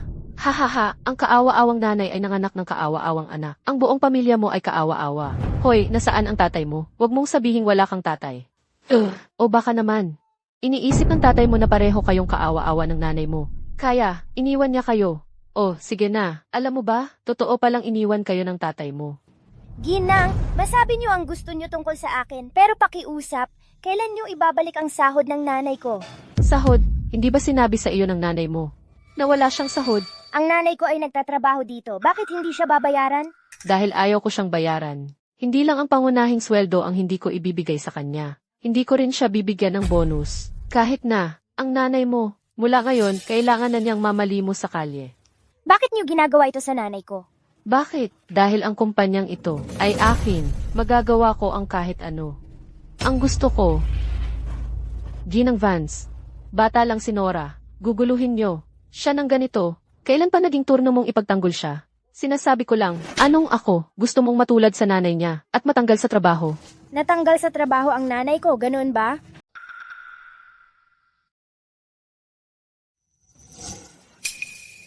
Nora. Nora. Nora. Nora. Doktor, nakita niyo ba ang anak kong si Nora? Wala. Nakita niyo ba ang anak kong si Nora? Yung nasa kama 23. Hindi. Hindi ko nakita. Hoy, Isabela. Nawawala ang anak kong si Nora. Pwede mo ba akong tulungan na hanapin siya? Ginang Rosie, tingnan niyo dito. 10 minuto ang nakalipas. Si Nora ay lumabas sa pintuang gilid. Walang suot na coat, hindi tumawag ng taxi, at diretso sa hintayan ng bus sa kabilang kalsada. Nakikita niyo ba ang plaka? Ay fast forward. Tingnan natin kung saan patungo ang bus na iyon. Halos mababasa na ang plaka ng sasakyan, pero para sa kuha ng dashcam, kailangan natin ng tulong ng pulis para ma-access, kaya hindi pa rin natin alam kung saan siya pumunta. Sandali, tingnan mo ito. Yung sanitation worker na naka-orange na vest, may sinabi ba siya kay Nora? Oo, binigyan niya si Nora ng pampainit ng kamay, at may isinulat. I screenshot mo ito at I send kay Ava. Ngayon na, tingnan natin kung kilala siya ni Ava. Nakita mo ba ang anak kong si Nora, yung nasa kama 23?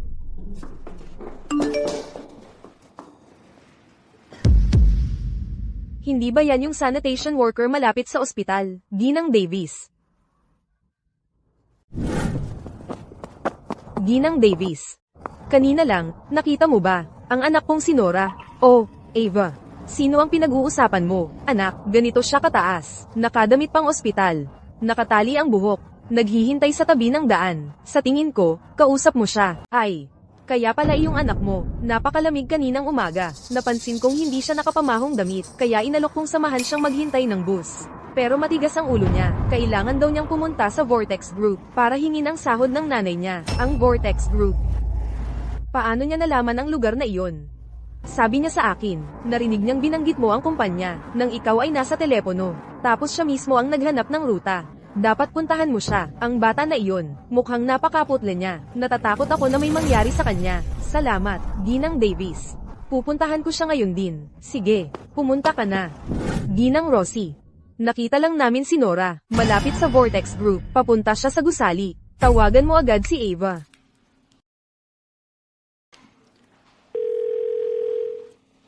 Hindi ko maabot si Ava. Masama ito. Mainit ang ulo ni Ava. Diretso siguro siya sa Vortex Group. Ang problema, wala tayong ideya kung ano ang nangyayari sa loob ng Vortex Group ngayon. Kung may mangyari man kay Nora, Linda, kunin mo ang mga bodyguard. Pupunta tayo sa Vortex Group. Hindi ko lang siya tinanggal sa trabaho. Tiniyak ko pang itim na listahan siya ng buong industriya. Sa bawat kumpanya. Ha! Bata ka lang. Malamang hindi mo nga alam ang ibig sabihin ng itim na listahan. Di ba? Ibig sabihin, ang nanay niya, hindi na muling makakapagtrabaho. Mapipilitan siyang mamalimo sa kalye. Bakit mo ginagawa ito sa nanay ko? Bakit? Dahil ang nanay mo, ayaw akong pagbigyan, kaya walang magiging madali para sa lahat. Ginang pakiusap. Ibigay mo sa nanay ko ang sahod niya. Lumayo ka sa akin, ang kulit mo, Ginang pakiusap. bitiwan mo ako. Hoy, ikaw naman, munting paswit. Tigilan mo yan. Huwag mong isipin na maaawa ako sa'yo dahil lang nagpapanggap kang may sakit. Ginang Vance. Hindi nagpapanggap si Nora na may sakit. Naunang nabanggit ni Ava na may kondisyon siya sa puso. Umaatake ang kondisyon niya sa puso. Kondisyon sa puso. Lena, bilisan mo at ilabas mo na itong munting paswit. Mula rito. Mas malayo, mas mabuti. Kung mamamatay man siya, huwag dito sa opisina. Bilis, bilis, bilis. Nora. Nora. Ayos ka lang. Anong ginawa mo sa anak ko? Anong tinitingnan mo? Wala akong ginawa sa kanya. Sumumpoong ang kondisyon sa puso niya. Huwag kang matakot, Nora. Dadalhin ka ni nanay sa ospital. Ayos lang. Babalik tayo sa ospital.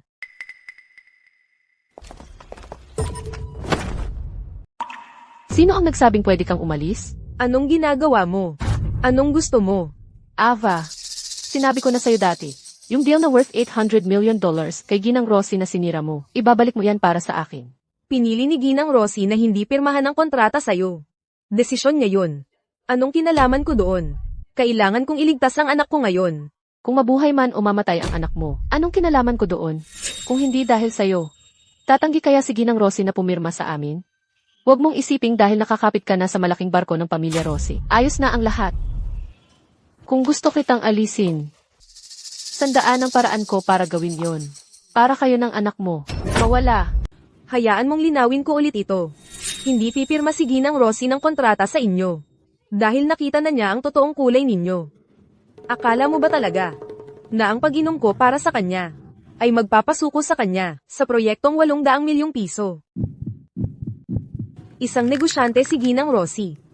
Kayong mga sum-iris sa inyong pangako, hindi nagbabayad. Iyon ang tunay na dahilan kung bakit hindi siya makikipagtrabaho sa inyo. Gusto ninyong patuloy na pumirma si Ginang Rosie ng mga kontrata sa inyo. Wala kang pag-asa. Wala akong pag-asa. Sige kung ganun, dahil hindi mo mapapapirma ang kontrata. Ikaw ang magbabayad sa kumpanya para sa 800 milyong pisong pagkawala. Kahit 1 sentimo ang kulang, hindi ka aalis sa gusaling ito. 800 milyong piso. Nagpakapagod na ako para sa kumpanyang ito ng napakatagal. Sapat ng masama ang walang sweldo. Ngayon naman ay pananagutan ko ang 800 milyong piso. Tao ka ba talaga? Sinabotahe mo ang order ng kumpanya. At ngayon ay nababankrupt na ito. Ang kumpanya ang nagpapabayad sa iyo. Pinagbibigyan na kita dahil sa awa. Hindi ko sinabutahe ang proyekto ng kumpanya. Kayong mga tao, ang sum-iris sa inyong pangako, hindi nagbabayad. Sabihin mo sa akin, anong klaseng kumpanya ang maglalakas loob na makipagtrabaho sa negosyong tulad ng inyo? Gusto mong bayaran ko ang 800 milyong piso. Makinig ka sa akin. Wala akong ibibigay kahit isang kasing. Isasakdal ko kayo sa hindi pagbabayad at pagkabigong pumirma ng kontrata sa trabaho. Ngayon, kayong lahat, umalis kayo sa harap ko. Sinasabi ko sa'yo. Wala akong babayaran sa'yo kahit sentimo. Ikakaso ko kayo sa pagpigil ng sahod ko, sa pagkabigong pumirma ng kontrata sa trabaho. Ngayon, lahat kayo, umalis kayo sa harap ko. Sino nang may lakas ng loob? Sino nang may lakas ng loob? Hoy, ano nang akala mo ng ginagawa mo? Makinig kayo. Sabi ni Ginang Vance, sinumang maglakas loob na tulungan siya. Kakaltasan ng bonus sa performance. Nanay mo, hindi ba't may sakit pa rin siya sa ospital? Ha? At sa bayarin sa medisina ng nanay mo. Tingnan natin kung ano nang gagawin mo. Ginang Chloe, wala akong ginawa. Ibigay mo. Nandito lang ako para tingnan kung anong nangyayari. Aray. Pasensya na, Ginang Flo. Nadulas lang ang kamay ko kanina. Pero sa totoo lang, magkakasama tayong mga kasamahan dito. Hindi naman talaga malaking bagay yon, di ba? Bukod pa riyan, mabait naman si Ava sa atin, dati. Ngayon, sa totoo lang, sumobra na si Ginang Vance. Ano ba ang sinasabi mo? Tama. Ang kapal ng mukha mong magmalinis tungkol sa pagpigil ng sahod. Hoy, sandali lang. Walang utang na loob. Sabihin mo ulit iyon.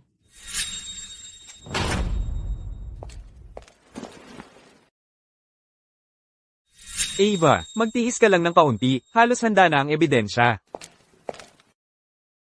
Makinig ka sa akin. Ava, mas mabuti pa sa iyo. Nabayaran mo ang 800 milyong pisong pagkawala ng kumpanya.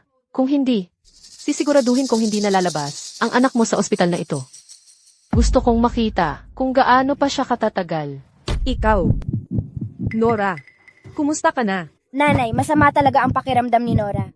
Huwag kang matakot, anak. Nandito si nanay. Rachel, isang empleyado lang ako. Paano ako makakapaglabas ng 800 milyong piso? Sinusubukan mo ba akong itulak sa bangin? Walang pera, ha? Ayos lang iyan.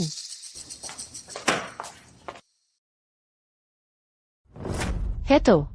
Ito ay isang kontrata sa utang. Maliwanag na nakasaad dito na may utang ka sa Vortex Group na 800 milyong piso sa cash hanggat hindi mo ito nababayaran ng buo. Magtatrabaho ka para sa Vortex Group ng libre. Sabihin ko sa'yo, pirmahan mo lang ang kontratang ito. Kapag pirmahan mo ito, papayagan kitang dalhin ang anak mo sa ospital. Pipirmahan ko ito.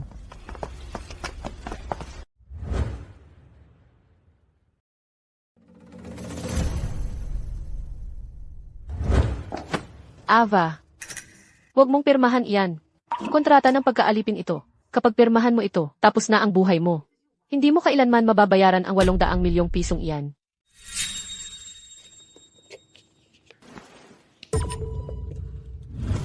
Pirmahan ang ano?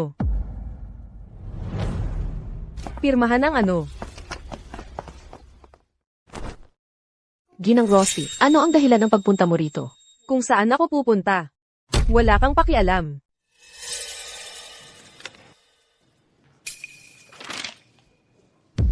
Ang kumpanya mo ba'y pinipilit ang mga empleyadong pumirma sa isang kontrata ng pagkaalipin? O, Ginang Rossi, ano ang pinagsasabi mo? Kusang loob niyang pipirmahan iyan. Kusang loob. HMPH. Hindi pa ako nakarinig ng isang empleyadong kusang loob na magkakautang sa kumpanya ng 800 milyong piso. Ha. Ginang Rossi, ang kapal ng mukha mong dumating nang hindi inanyayahan. Ipinapakita mong wala kang respeto sa Vortex Group. Victor, wala akong pakialam kung paano ka magmayabang sa sarili mong kaharian. Pero kapag hinawakan mo si Ava, tapos ka na. Ava, dalhin mo na ang anak mo sa ospital, ngayon na. Ako na ang bahala dito. Sige. Tara na. Wala kayong pupuntahan. Tingnan natin kung sino ang maglakas loob na subukan.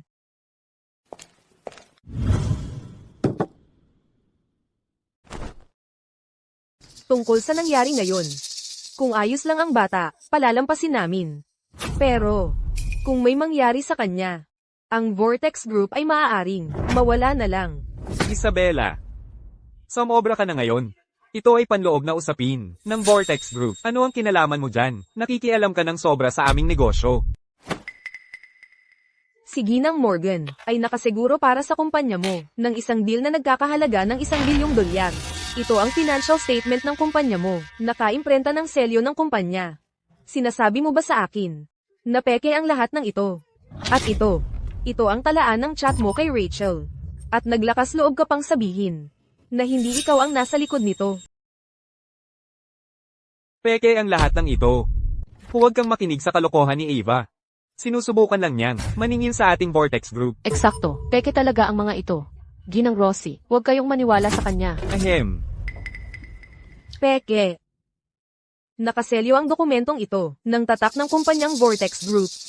At ang mga talaan ng chat na ito ay galing mismo sa iyong personal na account. Peke. Sabihin mo nga kung paano mo ito pekehin. Hindi na mahalaga.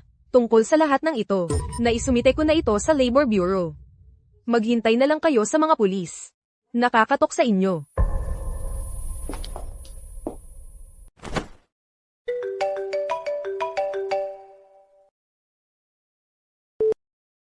Ginang Rosie, may problema sa kumpanya. Tama na. Tapos na tayo rito, para sa araw na ito, kung patuloy pa rin kayong ayaw magsisi. At ginugulo ninyo si Ava. Sinasabi ko sa inyo, ang Vortex Group nyo ay tapos na. Umalis na tayo. HMPH. Anong ginagawa ninyong nakatayo lang dyan? Nag-aantay ng masarap na lobster dinner? P*** tang ina, yung siraulo na Isabella Rossi, ay naglakas loob pang pumasok sa teritoryo ko. At ikaw, hindi mo nga mahawakan si Ava? Hayaan mo siyang umabot sa ganito. Victor, hindi mo pwedeng isisi lahat sa akin to. Sinong mag-aakalang si Sweetheart na Ava ay makakasama ng isang tulad ni Isabella Rossi? Eksakto, Ginoong Thorn. Yung Ava na iyon, masyado siyang tuso.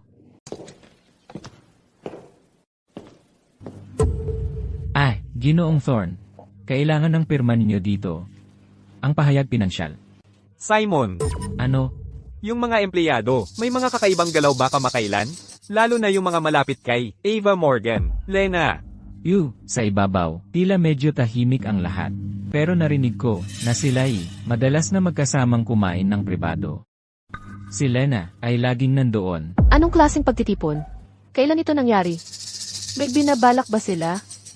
Ginoong Thorn, niloloko ka nila lahat. Hoy, hindi mo ba naaalala? Si Lena ay sumagot pa sa'yo noong nakaraan. At si Leo. Sino ang nakakaalam kung ano ang kanilang binabalak? Bantayan ninyo silang mabuti, lalo na sina Lena at Leo. Humanap ng dahilan. Para tingnan ng kanilang mga computer, tingnan ng kanilang talaan ng chat kung mayroong nagtataksil sa atin. Tanggalin agad, gawin silang halimbawa. Naintindihan, Victor. Papagawin ko agad yan kay Chlo. CJ, gumawa ka ng listahan ng lahat ng mga lumalapit kina Lena at Leo. Isulat mo lahat. Opo, Ginang Vance. Kaya, ang sahod at komisyon ni Ava. Wala siyang makukuhang kahit sentimo. Tingnan natin kung paano makakagawa ng gulo ang isang babaeng walang pera at walang kapangyarihan. Lahat kayo, maging alerto. Huwag na kayong magkakamali ulit. Naiintindihan? Labas. Lena, Leo, galit na galit si Ginoong Thorne ngayon. Nagpadala pa siya, ni Ginang Vance at Simon, para bantayan tayo. Ang gagawin natin ngayon, hindi ba't masyadong mapanganib? Mapanganib? Dapat ba tayong manood lang? Habang pinapatay nila si Ava, manood na lang tayo kung paanong nawawala ang ating pinaghirapang pera. Sina Victor at Rachel ay napakalalakas ng loob. Dahil mismo, wala pang nakikipagharap sa kanila noon. Lihim kong ni-record ito. Noong pilitin ako ni Rachel na baguhin ang datos ng kliyente ni Ava, ito ang sinabi niya. At ito, ang lihim kong bino-backup. Bago pa burahin ni Rachel ang mga pangalan, ay ang mga tala ng pakikipag-ugnayan sa kliyente. Ito ang ebidensya.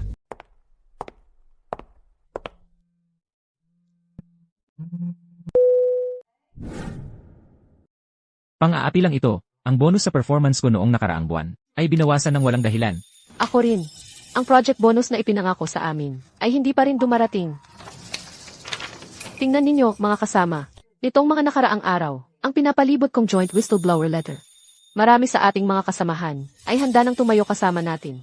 Sa pagkakataong ito, hindi lang hustisya para kay Ava ang makakamit natin. Makukuha rin natin bawat sentimo ng ating back pay at ang huling sentimo ng ating mga binawasang bonus. Tama. Ilalantad natin ang lahat ng ginawa ni na Victor. At Rachel pagkaltas sa sahod.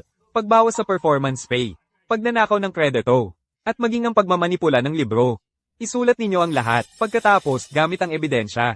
I-report natin ito diretso sa Labor Bureau, at sa Disciplinary Department ng parent company. CJ, Lena, Leo, kasama ako sa inyo. Isama mo ako. Pipirma rin ako. Hindi na natin kaya ito.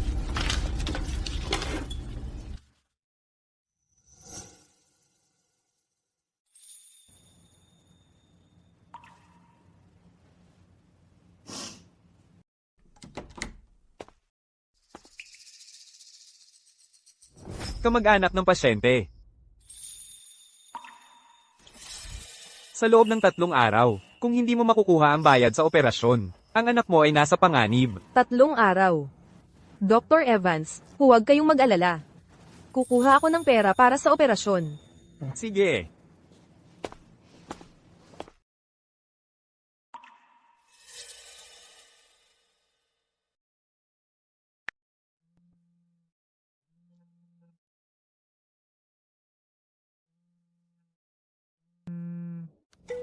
Sagutin mo ang telepono. Sagutin mo ang tawag. Kumusta? Ang numerong tinawagan mo ay kasalukuyang hindi maabot. Pakiusap, subukan muli mamaya.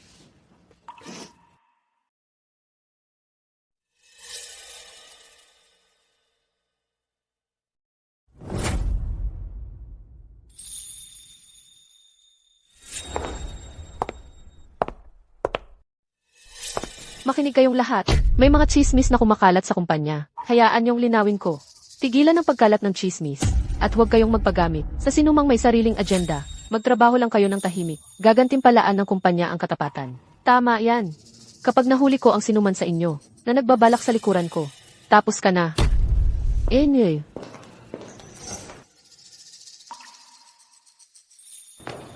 Lena, Leo, sa opisina ko. Ngayon din.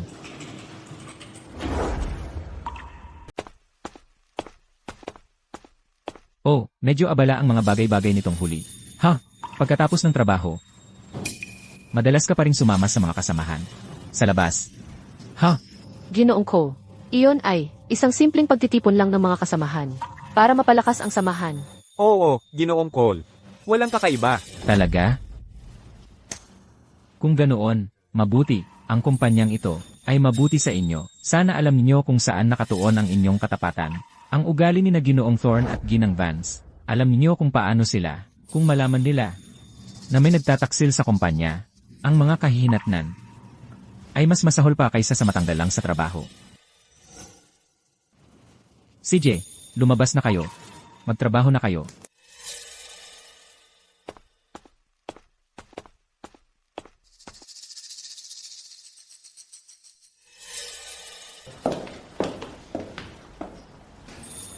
Hinala talaga tayo ni Simon. Ang pinagsamang whistleblower letter at ang ebidensya ay kailangang maipadala na sa lalong madaling panahon. Hindi na tayo pwedeng magpaliban pa. Hoy, Lena, Leo. Nakontak na namin ang lahat. Karamihan ay pumirma na, at palihim kaming kumuha ng ilang, di pangkaraniwang datos mula sa pahayag pinansyal. Mabuti. Kaagad bukas, maghahanap ako ng paraan para maipadala ang mga materyales kay Chief Miller sa Labor Bureau. Mag-ingat kayong lahat. Matingkad ang pagbabantay ni na Rachel at Chloe.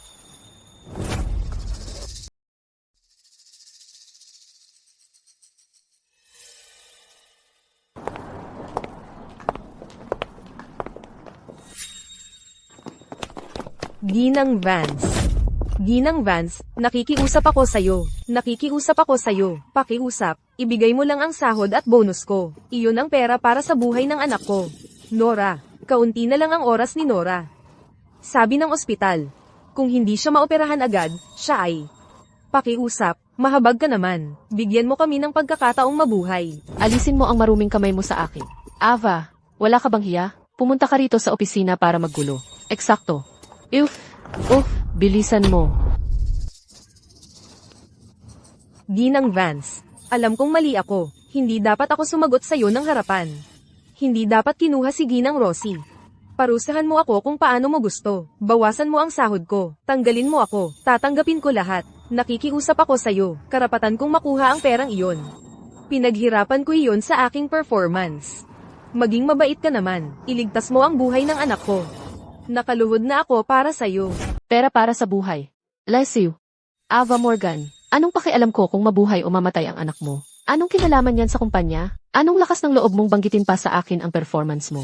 Kung hindi mo kami tinalikuran, at sinabotahe ang 800 milyong dolyar na deal ni Ginang Rosie, magkakasakit kaya ang kumpanya ng ganito kalaking pagkalugi? Hindi pa nga kita pinapagbayad sa pagkalugi ng kumpanya. Malaking pabor na yan sa'yo. At hihingi ka pa ng pera. Eksakto. Hindi ka pa nga sinusupwena ng kumpanya. Sobra-sobra na yan para sa'yo. Ikaw, wala ka kundi isang sumpa. Ava, Huwag mong isiping napakagaling mo dahil lang nakakapit ka kay Isabella Rossi. Tingnan mo ang nangyari. Naawa lang siya sa'yo. Isang ligaw na aso. Tingnan mo ang sarili mo ngayon. Nakaluhod dito. May sakit ang anak mo. Ano naman? Karma mo yan. Ganti yan sa lahat ng masamang ginawa mo. Anong lakas ng loob mong sabihin yan? 8 taon pa lang si Nora. 8 taon pa lang siya. Ano naman kung 8 taon siya? Lasiw. Kasalanan ng masamang kapalaran niya. Na may inang walang kwenta tulad mo. Gusto mo ng pera, ha? Huwag mong sabihing walang puso ang kumpanya. Heto, 30 piso. Sapat na iyan para makabili ng magandang urna para sa anak mo. Tara na. Ang sama ng kapalaran. Sa umaga pa lang, nakasabay na ang isang malas. Nakakadiri. TSK. Chief Miller, may balita na ba tungkol sa kaso ko? May update na ba? Pwede na ba silang arestuhin ngayon? Ginang Morgan. Pakiusap, subukan mong kumalma. Huminga ka ng malalim. Hindi ko kayang kumalma, Chief Miller.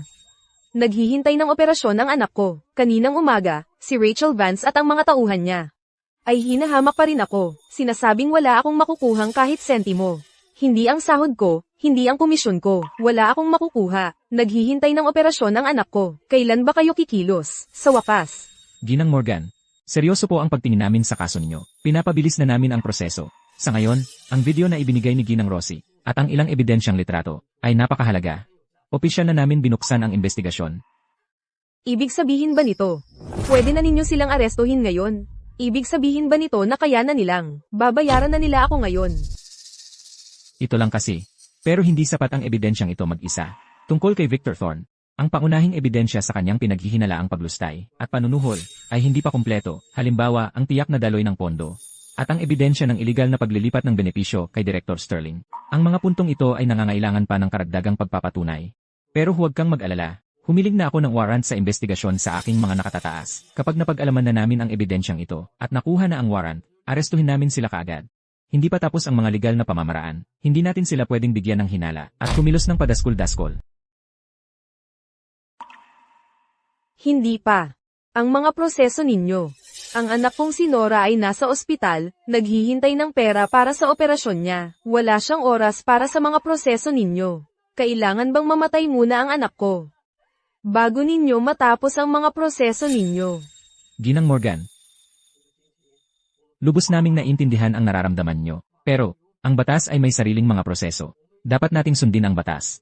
Pakiusap, pagtiwalaan nyo kami muli. Bigyan nyo kami ng kaunting oras. Pinipilit namin ang lahat ng makakaya namin. Mas maraming oras pa. Pero si Nora ay nauubusan na ng oras. Nauubusan na rin ako ng oras.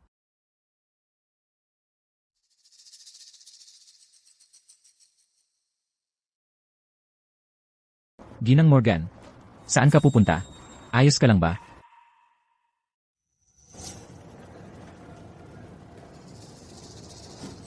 Sa loob ng 3 araw, kung hindi mo makakalap ang bayad sa operasyon, ang anak mo ay nasa panganib.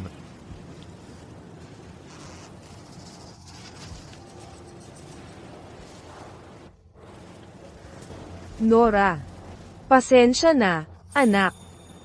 Walang kwenta ang nanay mo. Hindi ko man lang makalap ang pera para sa operasyon mo.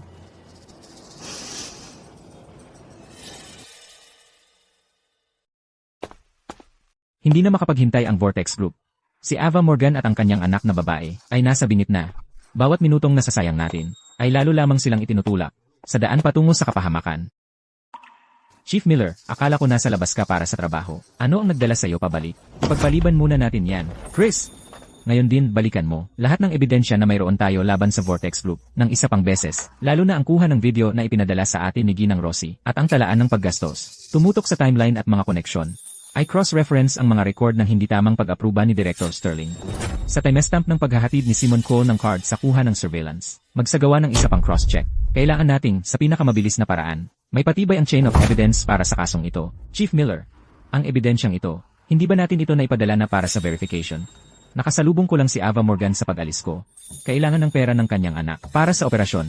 Kailangan nating tapusin ang kasong ito agad. Nakuha ko. Gagawin kong pinakamataas na prioridad ito. Pasok. At ikaw, Kami ay mga empleyado mula sa Vortex Group. Narito kami para magbigay ng ebidensya para sa kaso ni Ava. Chief Miller, ako si Liu. Kasama ang mahigit 20 iba pang empleyado, ay pinagsama-sama ang pinagsamang whistleblower letter na ito. At ebidensya. Narito, may audio ng pagpuwersa sa amin ni Rachel Vance, na dayain ang datos ng kliyente.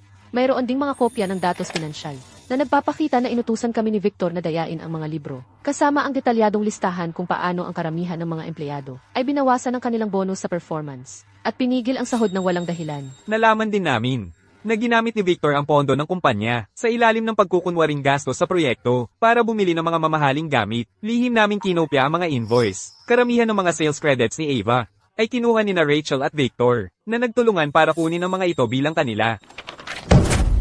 Magaling. Napakahalaga ng ebidensya nito, lalo na ang pinagsamang whistleblower letter na ito, at ang panloob na datos pinansyal. Diretso talaga ito sa puso ng katiwalian sa Vortex Group. Salamat. Salamat sa pagtulong sa amin.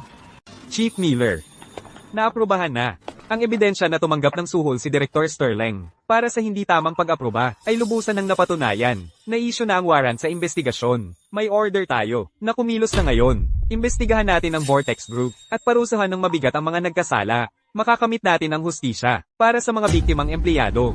Perpekto. Aalis na tayo kagad. Nasa akin ang salita ko. Kahit isa sa kanila ay hindi makakatakas. Chris, ipaalam agad sa lokal na istasyon ng pulisya. Humingi ng suporta mula sa pulisya. Opo, sir, kayong dalawa, sama na kayo sa amin para tumulong sa investigasyon at magtestigo. Tara na. Sa Vortex Group para mag-aresto.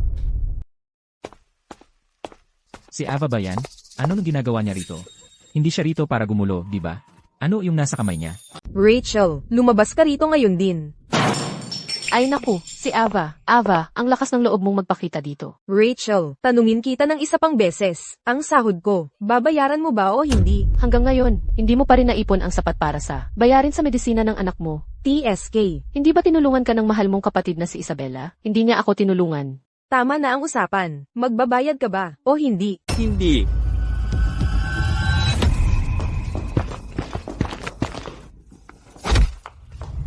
Magsampa ka ng kaso kung gusto mo, wala kang ideya kung gaano mo ako ikinahiya, pero binigyan ka ng pagkakataon ng kumpanya, at dapat kang magpasalamat, kaya paano ka naglakas loob na humingi ng sahod?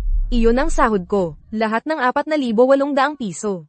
Kasama ang bonus sa katapusan ng taon ko. Ito ang perang ililigtas sa buhay ng anak ko. Magbabayad ka ba o hindi? Hindi, gawin mo ang gusto mo, hindi lang talaga ako magbabayad.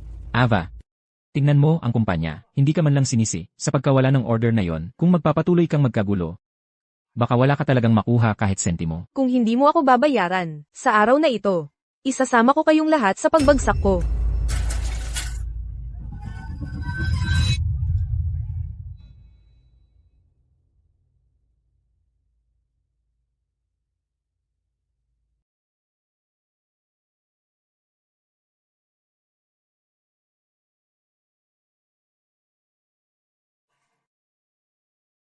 Ava, nababaliw ka na ba?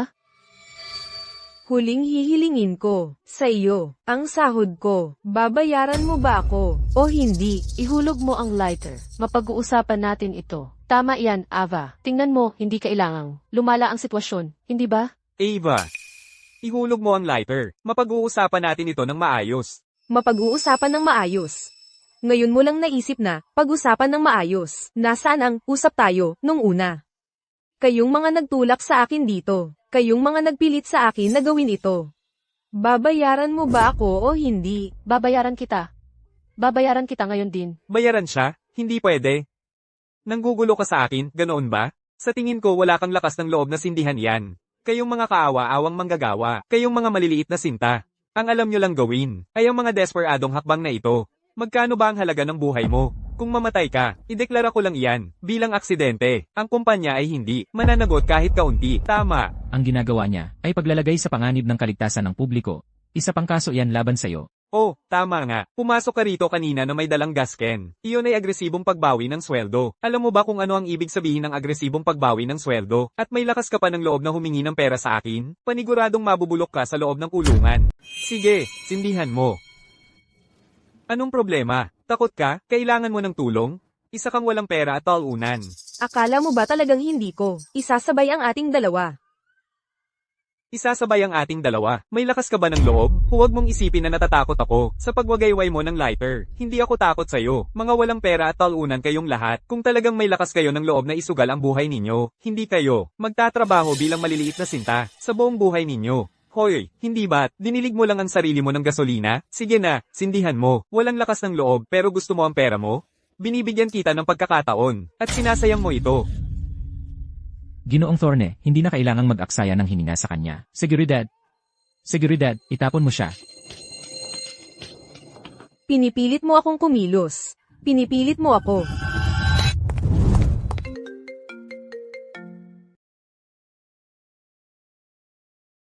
Naiintindihan, Direktor. Tungkol naman sa kaso ng hindi pagbabayad ng sahod ng Vortex Group. Ako ang humahawak nito. Alam kong mabuti ang sitwasyon. Huwag kang mag-alala. Tiyak na, lilinisin ko ang pangalan ni Ava.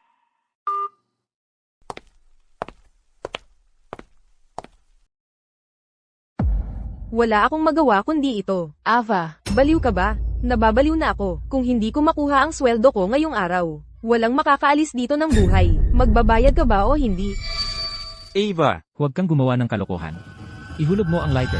Chief Miller, Police, tamang-tama ang dating mo. Ang babaeng baliw na ito ay nagsasagawa ng agresibong pagbawi ng sweldo. At nagbabanta sa lahat sa aming kumpanya. Arestuhin mo siya at ikulong. halos mamatay ako sa takot. Police. Kailangan mong pigilan siya, ngayon na. Sinisikap niyang hilahin tayong lahat. Pababa kasama niya. Eksakto. Pulis, panununog iyan. Pangingikil. Arestuhin mo na siya. Ava, ilapag mo muna ang lighter. Huwag kang gumawa ng anumang padalos-dalos. Ano man ang nangyayari, pag-usapan natin ito.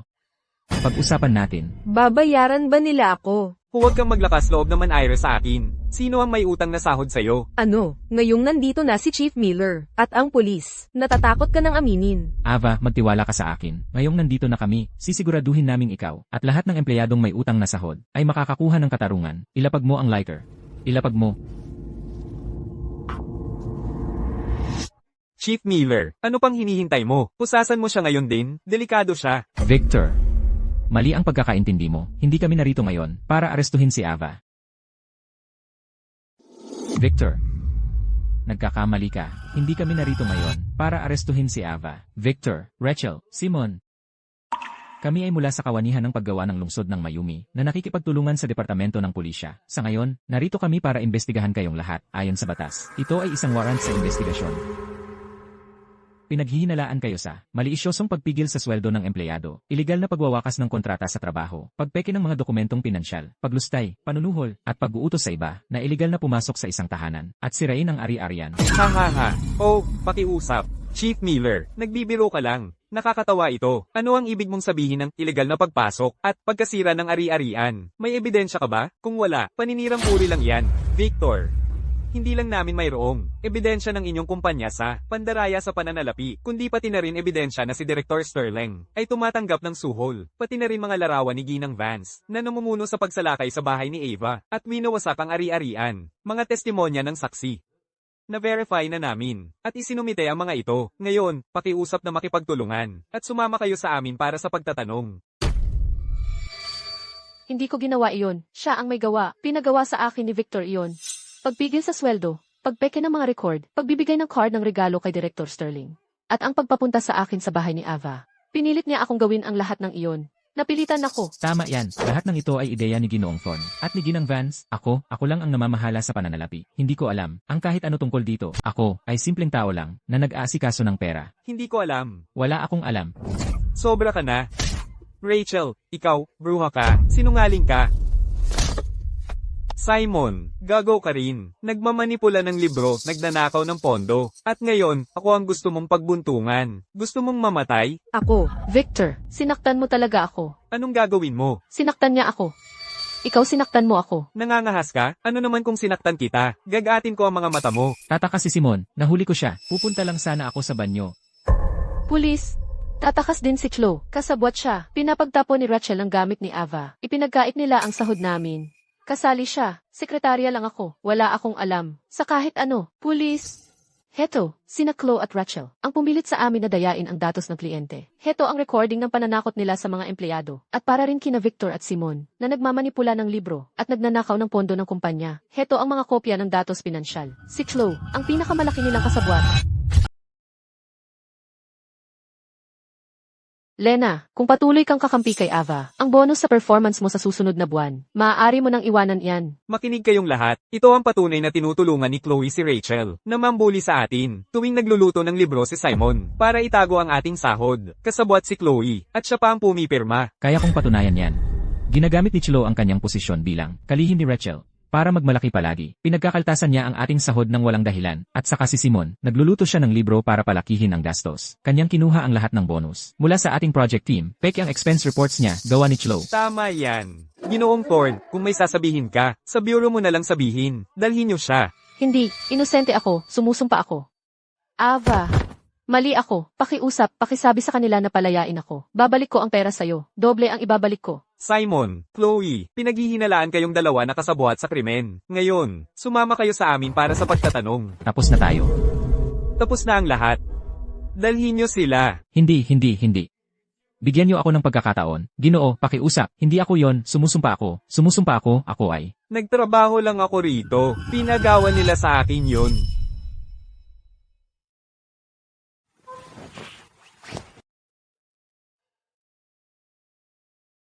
Ginang Morgan, tapos na ang lahat ngayon. Ang hindi mo nabayarang sahod at ang bonus na dapat sayo ay kukunin ayon sa batas. Sandali lang para makapag-compose ka, siguraduhin hindi ka magkakasakit. Maraming salamat, Chief Miller.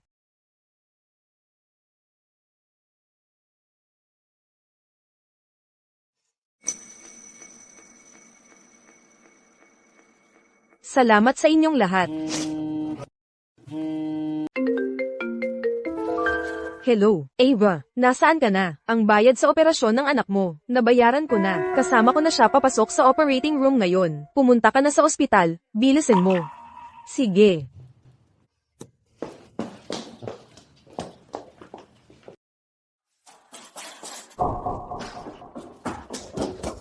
Isabella, kumusta si Nora?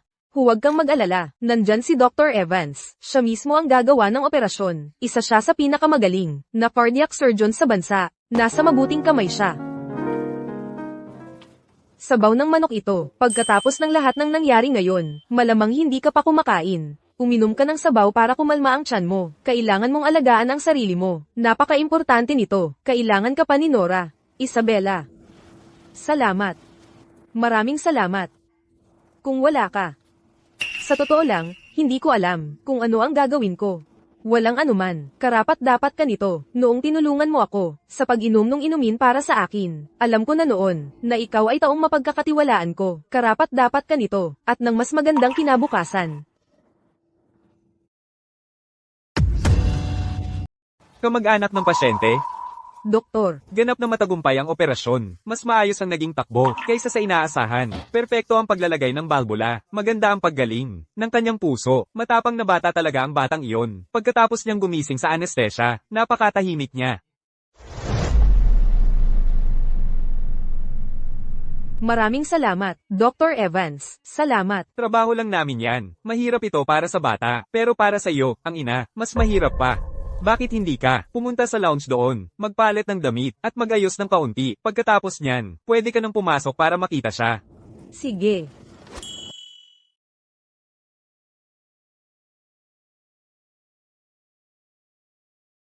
Nora, ang ganda ng drawing mo.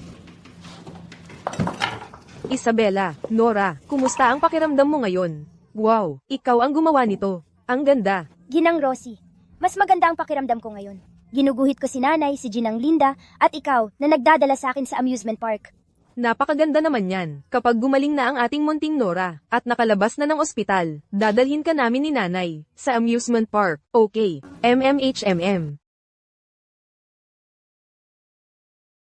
Ava, ito ang kontrata sa trabaho, para sa posisyon ng Sales Director sa Prestige Group.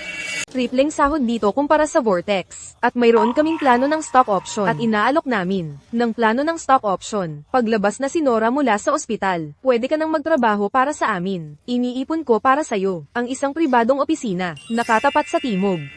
Isabella. Huwag mong sabihin, hindi mo kaya ito, ang trabahong ito, ay para sa'yo. Noong nakuha mo, ang $800 milyong na deal para sa akin. Alam ko na noon, ang posisyong ito, ay para sa'yo. Nangangailangan ang prestige, ng isang tulad mong may talento. Pag nandito ka na, sa paghawak mo ng sales para sa Prestige Group, makakahinga na ako ng maluwag. Pero walang pagmamadali, hintayin mo lang na ma-discharge si Nora. Ikaw ang pumili ng iyong start date. Tama, Ava. Lahat ay excited na magkaroon ka. Marami sa mga dating kliyente ng Vortex ang narinig na pupunta ka sa Prestige. Narinig na pupunta ka sa Prestige. At tuwang-tuwa sila na makipagtrabaho ulit sa amin. Lena, Ava, kumusta na si Nora?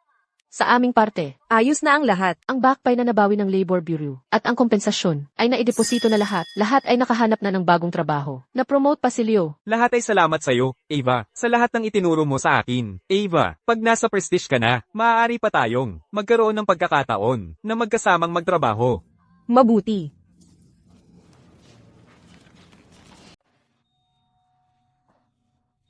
Sige, kailangan nating mag-focus sa pag-follow up sa mga tindahan ng komunidad sa pamilihan sa Timog. Noong nakaraang linggo, sumama ako kay Ginang Rosie para tingnan ang sitwasyon. Ang demand doon ay mas mataas pa kaysa sa inakala natin. Basta't panatilihin lang natin ang logistics cost sa ilalim ng kontrol. Ang performance natin sa susunod na quarter ay tataas ng hindi bababa sa 20%.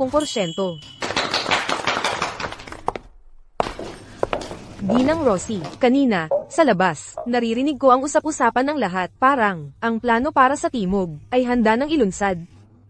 Ginang Rosie, ang plano para sa Timog ay na-finalize na ni Director Morgan. Hintay na lang ang paglulunsad. Perpekto, mukhang nagsumikap talaga ang lahat. Ngayong gabi, Ako ang bahala, isasama ko kayong lahat, para sa isang tamang pagdiriwang. Tapos na ang meeting. Isabela, pumunta ka para makita ako. Anong meron? Mayroon akong malaking regalo para sa iyo. Ito ay galing sa isang European brand, isang letter of intent. Sabi nila, gusto nilang makipagtrabaho sa iyo. Nakita nila ang iyong proposal noong nakaraang taon, at sa tingin nila ikaw ang pinakamahusay na tao para sa trabaho.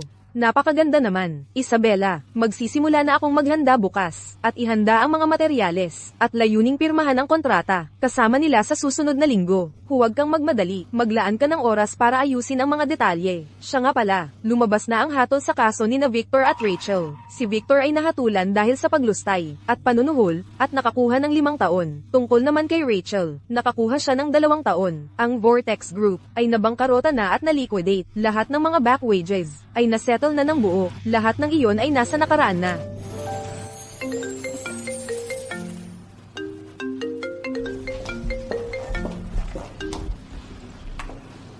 Nora, tapos na ang meeting ni nanay. Sasamahan kita mula sa paaralan. Kukuha tayo ng paborito mong strawberry ice cream. Tapos kukuha tayo ng maliit na cake para magdiwang. Okay. Okay.